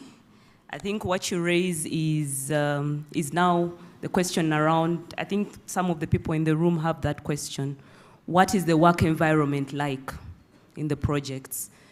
So like she has said, you have officers who are more like support people, but the work itself is in a remote location, and that is the reality of the work. The highly technical work is in environments that, for those of us who are used to Kampala, may think are harsh. But last week I was on site. I was speaking to a Chinese, and he said this is the best country he has ever worked in the industrial area. We were working in a temperature of over 30 degrees. I was very uncomfortable. But he said this is the best environment he has worked in. So it's you know, it comes down to what you're used to. But the reality is most of the feedback we get, at least around the weather, is that Uganda has the best weather. Now, you raised two very relevant points. One of them was meant to be my closing remarks, so thank you for highlighting it. The fact that we need more women to come on board in the energy sector, and we need them to come on board in technical areas, not just support functions. So I'm very happy that you chose this career and that you have embarked on it. The reality then becomes retention. How do we retain ladies in these jobs? How do we retain men also? We may not say it, yeah? But this being Men's Mental Health Month, we have to say, yeah, how do we retain people in such jobs? For the ladies, especially within Total Energies, but also with most of the international companies or even local companies, we see a lot of mentorship, a lot of counseling services provided to new entrants. I encourage you to use that route. For Total Energies, we have a program called Twice, where new young lady professionals are mentored by both male and female experienced people on all aspects of working in the job. The employers themselves, my observations are that in terms of progression, career-wise, you have a concern. Will you work in Bulisa at the rig forever? No. We know that this industry is a dynamic industry. You enter as a junior well completions engineer. If you have ambition to grow into a different role, a managerial role, demonstrate your capacity. And I'm sure the opportunity is there. Within Total Energies, there's a system of systematic job rotation every 3 years. Why? Because it's very important that employees are well faceted, are well knowledgeable, and conversant with the different aspects of the jobs. So that's my second piece of advice, that if you as an individual feel you need to progress into a certain role that will enable you to progress also personally, whether study-wise or family-wise, I believe the avenues are there and you should take advantage of them. That's what I could add, at least from my perspective. Thank you. I'll just ask to get comments from some two key industry people. Mr. Abdul Chibuka, if you could like to comment on career guidance, particularly for the people in the room. And Eileen, Ms. Eileen from Total, if you'd just like to comment on just career guidance as well. So, Abdul. Thank you very much. I'll stand up to compensate for my height and look into the audience. Thank you very much. People wonder why am I giving career guidance when I don't work for Total or UNOC or wherever. So if you allow me, I'll just quickly introduce myself. My name is Abdul Chibuka. I do run a company called True North Consult. We're in manpower services. Very briefly, as already said, we're one of the companies that supply manpower to the oil and gas sector. But I also want to say that we also supply manpower to other sectors. True North employs 3,200 people on behalf of other employers, Total Energies being among them. Now, I think I qualify to give some career guidance because I'm an HR practitioner by training and practice, and I also had an opportunity to work for the oil industry. So actually, I keep telling people that I'm an oil person through and through because my earlier job was at Shell before moving to Total Oil, which eventually ceded its license to Total and CNOC and UNOC. Now, let me give guidance to my sister here, Ida. You, I don't know how many years you've been on the rig, but it's probably not too many. My first guidance is don't be in a big hurry to get a master's degree. The first thing is you have a job, as Ali said. Once you have a job, first decide what path do you want to take in the long term. If you want to take a technical career in the industry, technical means that you are doing work on the ground in the rig as an engineer to become from a junior engineer or a graduate engineer to an engineer to senior engineer or geologist, whatever. Those are what we call a technical path. First decide whether that's the path you want to take or a managerial path. Now, many people in the oil and gas sector that would have talked to you. I don't know whether my brother here, Sheikh, I don't know his background. You might find that he's a geologist by background, but is now into corporate affairs. The people who do commercial work, people who do communications for the sector, they're not necessarily trained in communications as their first degree or part of work. They could have started off in technical functions. Now, there are certain things I'll say which are fact for the oil and gas sector. If you choose a technical path, which is to say, I want to move from a junior engineer all the way to a senior technical engineer, you're going to have to face one fact that you'll do a good number of years on the ground doing technical work. And technical work for many is in the field. So you're going to have to make choices between how you balance your technical requirements and your family.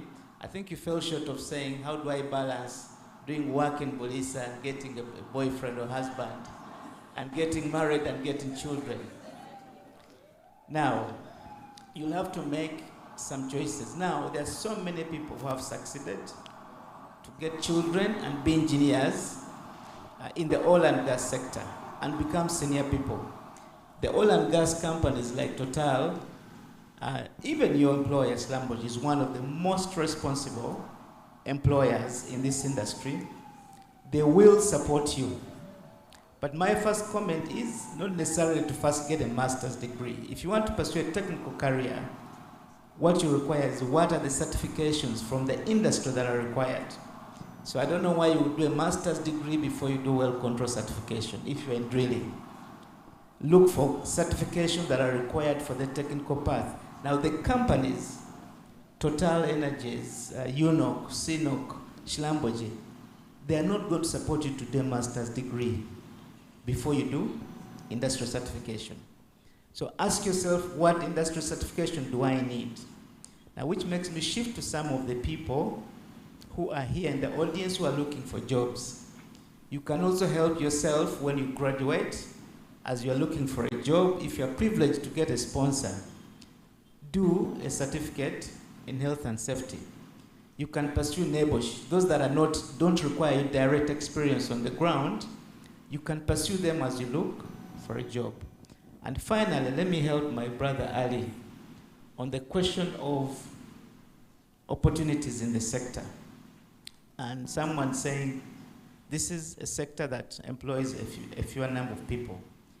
Part of the challenge we have with people looking for work in oil and gas is they think that oil and gas is petroleum engineering. Oil and gas is geology. Oil and gas is only the technical or core skills, which I think Lillian talked to. Oil and gas is a sector, it has a very big value chain.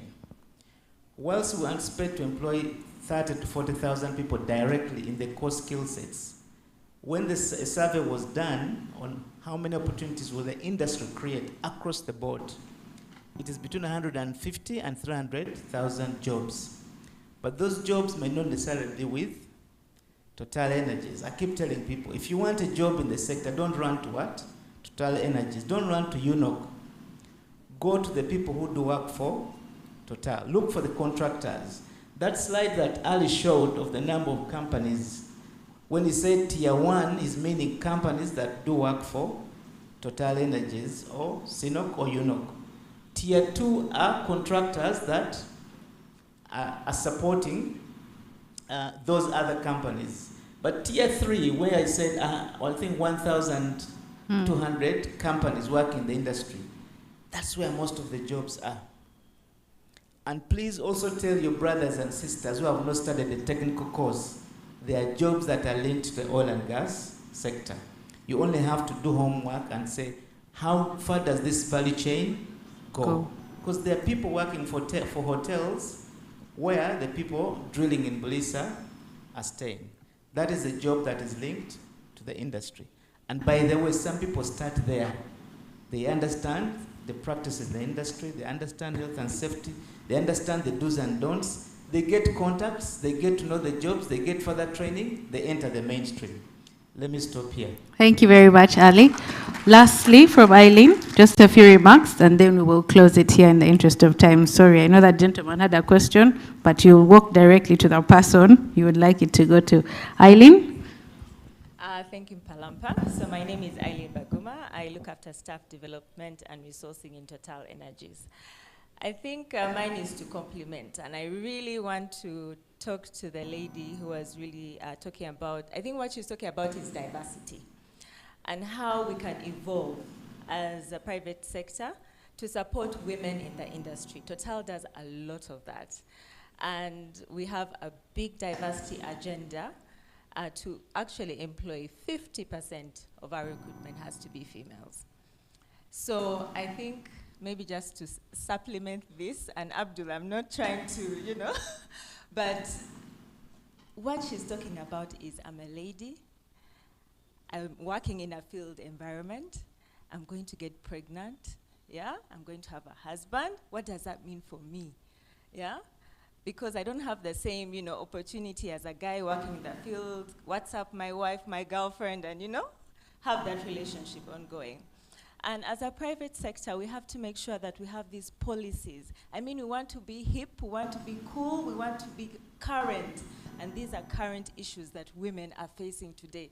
So as a private sector, we are ensuring that we are setting these policies for you, women, to come and prosper, just like the men have done.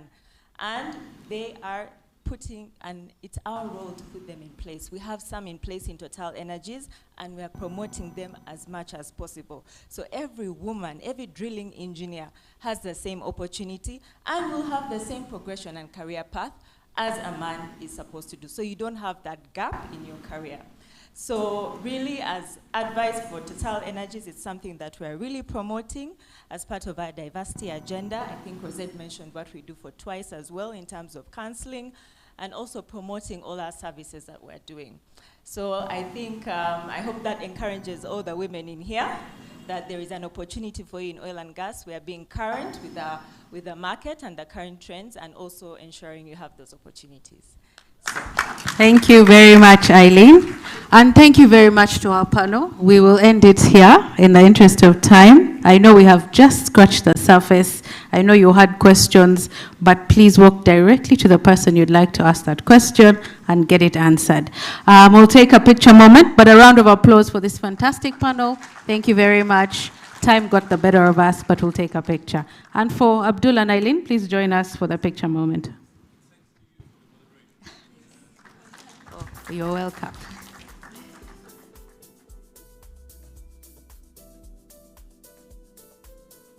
Some staff from PAU, especially Mr. Byamukama and his team, they can stand up. The PAU staff. If you have any question, please, they are there. They are for you to answer anything. Thank you. Thank you, Ali. All right, we'll take a picture, and Madam MC, we'll hand back over to you.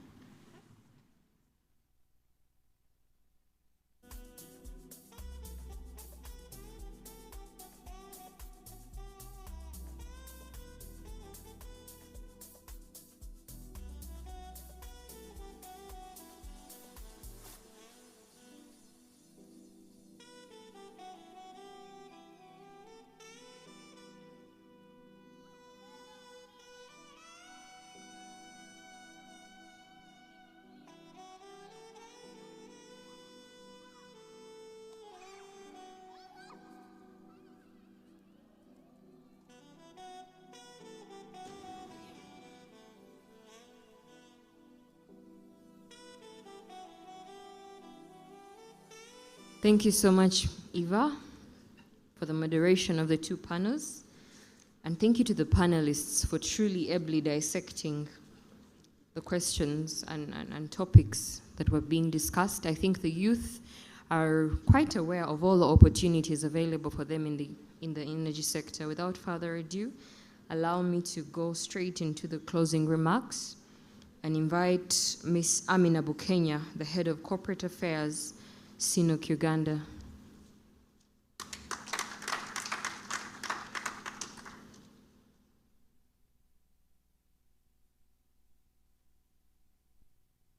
Good afternoon, everyone. Thank you for this opportunity to address you at the Youth in Energy Conference. I'm speaking on behalf of Dr. Liu Zhendong, the president of CNOOC Uganda Limited. And as the previous speaker highlighted, I'll speak verbatim so that I do not change the message.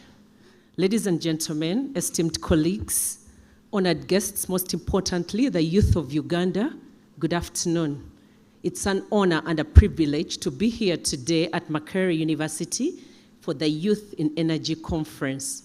I'd like to extend my heartfelt gratitude to all our joint venture partners, Total Energies, UNOC, and other key stakeholders like MEMD, that's Ministry of Energy and Mineral Development, Petroleum Authority, and the youth for organizing this significant event. The opportunity to engage with you, the future leaders of Uganda's energy sector, is both exciting and important.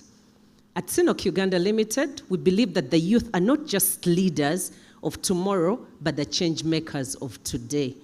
Our commitment to Uganda goes beyond energy production. It extends to nurturing talent, fostering innovation, and building capacity that will propel the country towards sustainable development and energy independence.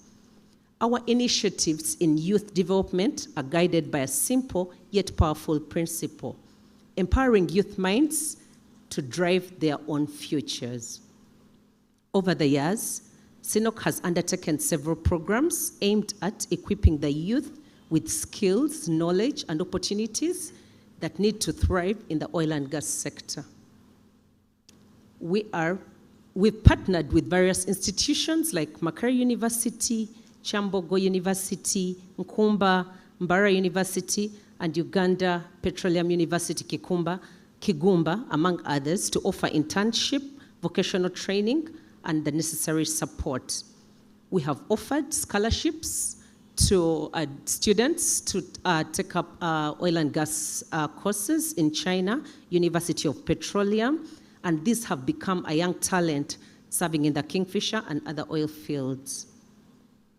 These initiatives have enhanced the technical skills, particularly in engineering, geosciences, and environmental management. By supporting higher education, we ensure that the youth are enabled and prepared to take on critical roles within the industry. I'd like to reiterate by giving you an update on the Kingfisher project. The project is progressing well, with now 8 wells successfully drilled. And this, we'd like to thank the energetic youth that are working on the project. Most of our employees are between 25 to 35 years, and this demonstrates a contribution of the youth in advancing the project. The Kingfisher project is also the largest Chinese investment project under the One Belt, One Road initiative in Uganda. With such, we aim at advancing the programs geared towards digital innovation, green development, capacity building, culture, people-to-people exchange, among others. And all these are to benefit you, the youth. We shall continue making these efforts to implement these programs alongside the Kingfisher project, and all this is aimed at fulfilling our vision, which is energy for a better future. To just expedite that, energy for a better future in CNOC Uganda, this implies that when we get the energy out of the ground, it shall benefit everyone. Across the value chain, this involves the youth, the Ugandans, the politicians, the children. Everyone will benefit from the oil. How? Through the development of the social services and other important projects in the country. Additionally, our project is a testament to our commitment to advancing oil and gas while prioritizing environmental sustainability and community development. It serves as a platform for practical learning and engagement for young professionals, offering insights into the latest technologies and sustainable practices in energy production. We are living in a time of great transformation in the energy industry. The transition to sustainable and renewable energy sources, as highlighted by the speakers, is not just a global necessity, but it affects all of us locally. Your innovative ideas, energy, and passion are vital to achieving this transition and ensuring greenfield development in our projects. CNOC Uganda remains committed to ensuring a sustainable future. As I conclude, there's a saying that goes, empower today and change tomorrow. This is for you, the youth. And with this, I believe we can build a brighter and more sustainable future for Uganda and beyond. I urge you, the youth of Uganda, to seize the opportunities in the energy sector. The opportunities are so many. Engage with the key stakeholders. Engage the speakers at this conference. Participate in the discussions like you have done, and network. Thank you very much. I remember there's a time when I was at university, I used to attend such forums and platforms, and believe me, you are guided in your career, and it helps to shape your career path. Your active participation is crucial in shaping a better future for Uganda's energy sector. Thank you very much for listening to me, and have a good day.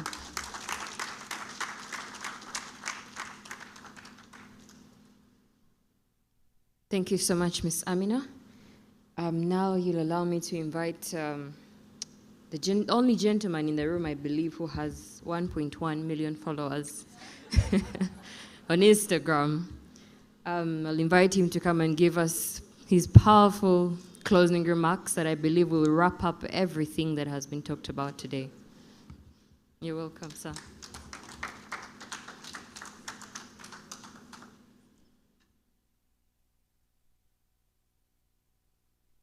I really want to thank Total Energies, but before them, I want to thank Makerere University for really hosting this. I think when we always discuss energy, it is a fact that we have not paid attention to so many young people that are going to be drivers. And to host this at this institution, I actually found out recently it hit 1 century. 1 century of learning. And when we look at the future, that future comes from here. And I think having this discussion here says that where do we, as, I want to say young people, as the future, working with Total Energies, working with McDermott, CNOOC Uganda, UNOC, the Petroleum Authority of Uganda, and the entire energy industry, those who are not in this room, how do we define that next 100 years, not just of this university, but this country, our continent, Africa, and the world at large? And I think that challenge is on us, that we can walk out of here being like what Mother Teresa says, a pencil in the hand of God, writing our own history. And I think that starts with all of us and how we view energy and how we are going to change. The transformative nature of our industry calls on us to really look at what we want to define as Uganda. Uganda has not just played a key role in Africa, but also plays a key role in shaping our energy futures. And you have that, listening to all the discussions today and the advice that comes from there. I am so proud. I am so proud, not of the panelists, forget them, all right? They're too smart.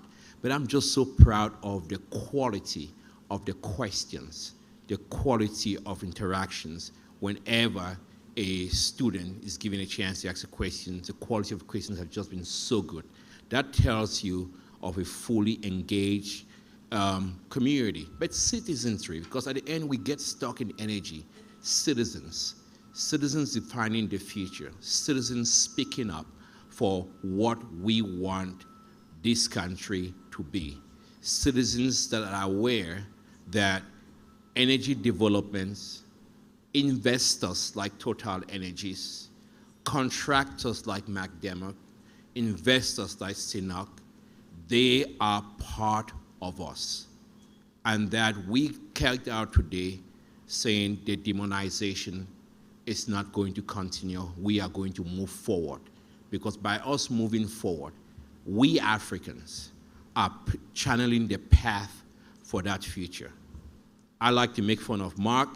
Their time is over, man. He said it himself. They're getting old. Who wants to hang around old people? Now it's your time to drive it. And I think that if we miss this opportunity, then we have to blame ourselves. This is your generation's calling to define that next 100 years. This is your generation that is really going to reshape what we have not done in the past and how we have reconstructed history. And it goes with what I started in the masterclass: movement, energy, driving, forging a future. But that moral universe is not going to just happen. It's going to happen by each one of you young people taking jobs, taking seizing opportunities, and I mean it when I say seizing opportunities, because they're not just going to hand it to you. Nobody's going to give you anything. You're going to have to seize it. You seizing those opportunities and just driving forward, and be bold as we make it. Uganda, your time is now. not tomorrow. Now is the time for us to forge that path, working with great regulators, working with great companies to really build that Uganda that we deserve. Thank you so much, and thank you for hosting me and for having me. Thank you.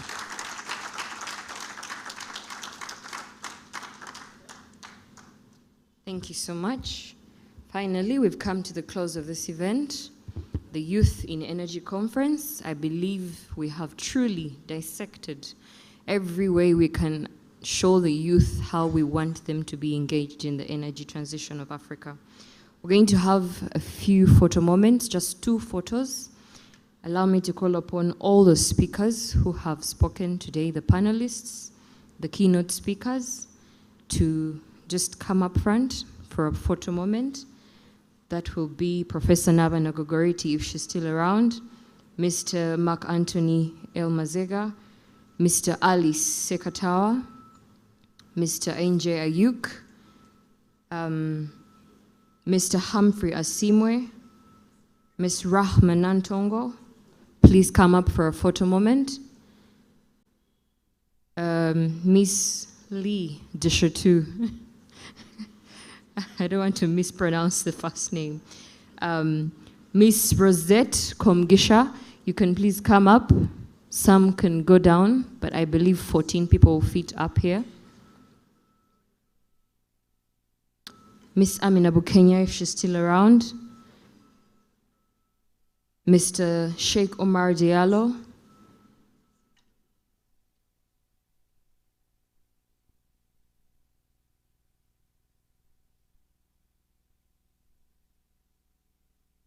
I hope the cameraman is ready to capture that. We can come closer to my side. There is still some space to balance the stage. Yes, the moderator too, Miss Eva Mpalampa and Miss Lillian Nyakuni.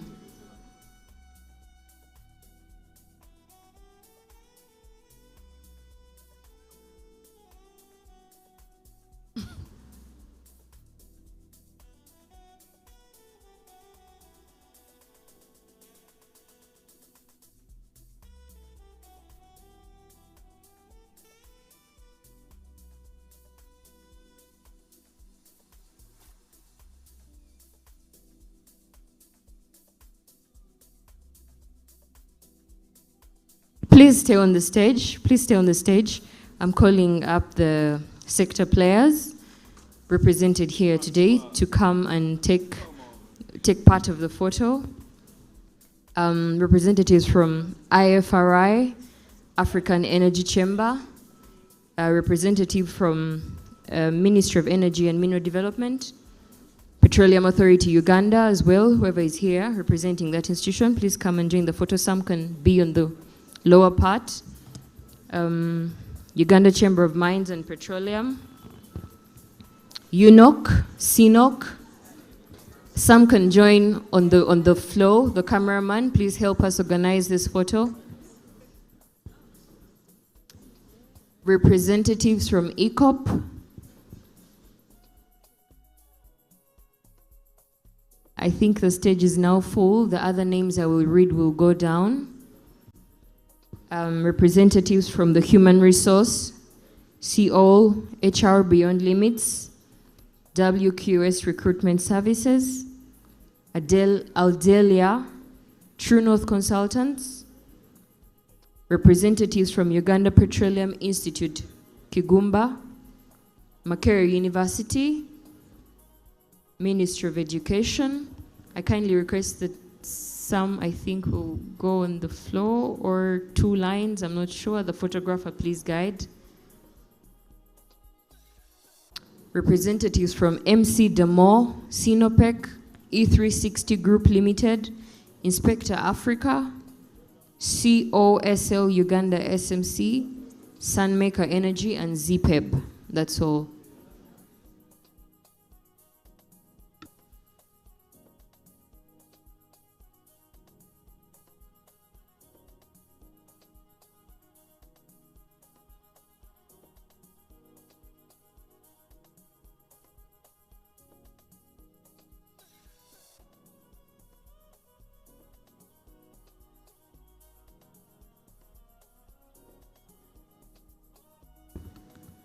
If I mentioned and you have not yet come up, please do come up so that we can take this photo.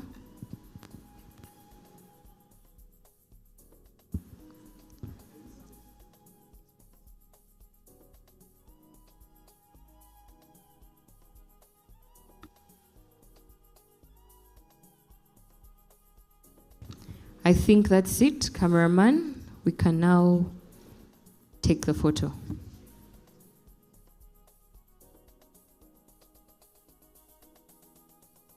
Remember to smile.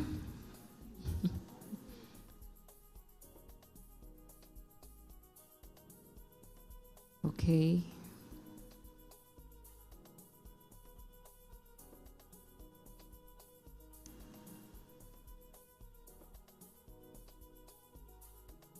Great. Now the students, we can get a few representatives of students to join us. Those on the stage, please stay. Just a few representatives of students to join us on the floor. Maybe 10 students to join if you really want to be a part of this photo. Yes, please. 10 students. Just line up in the front. I see 10 seem few, maybe some few more like 6 or 5.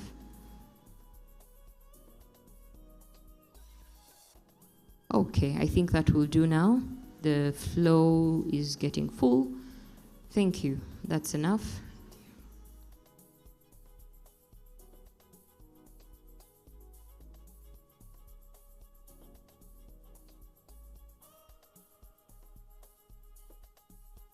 Are we ready?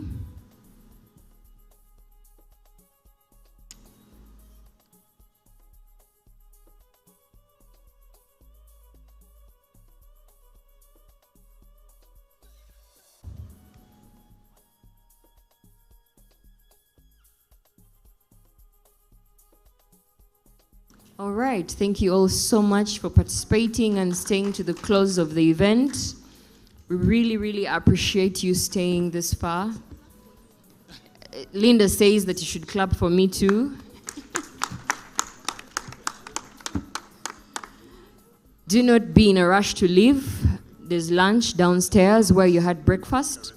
Please go down and have some lunch, but also to the students, especially the youth in this room. There are very many key sector players with us here today. Like we mentioned, there are key recruitment agencies here. As you go for lunch, do not be afraid to approach anyone, interact with them, exchange contacts, express your interest in internships and graduate trainees. Do not walk out of this place empty-handed. Remember, we are trying to involve you in the energy sector. And with that, the event is closed. Have a beautiful day.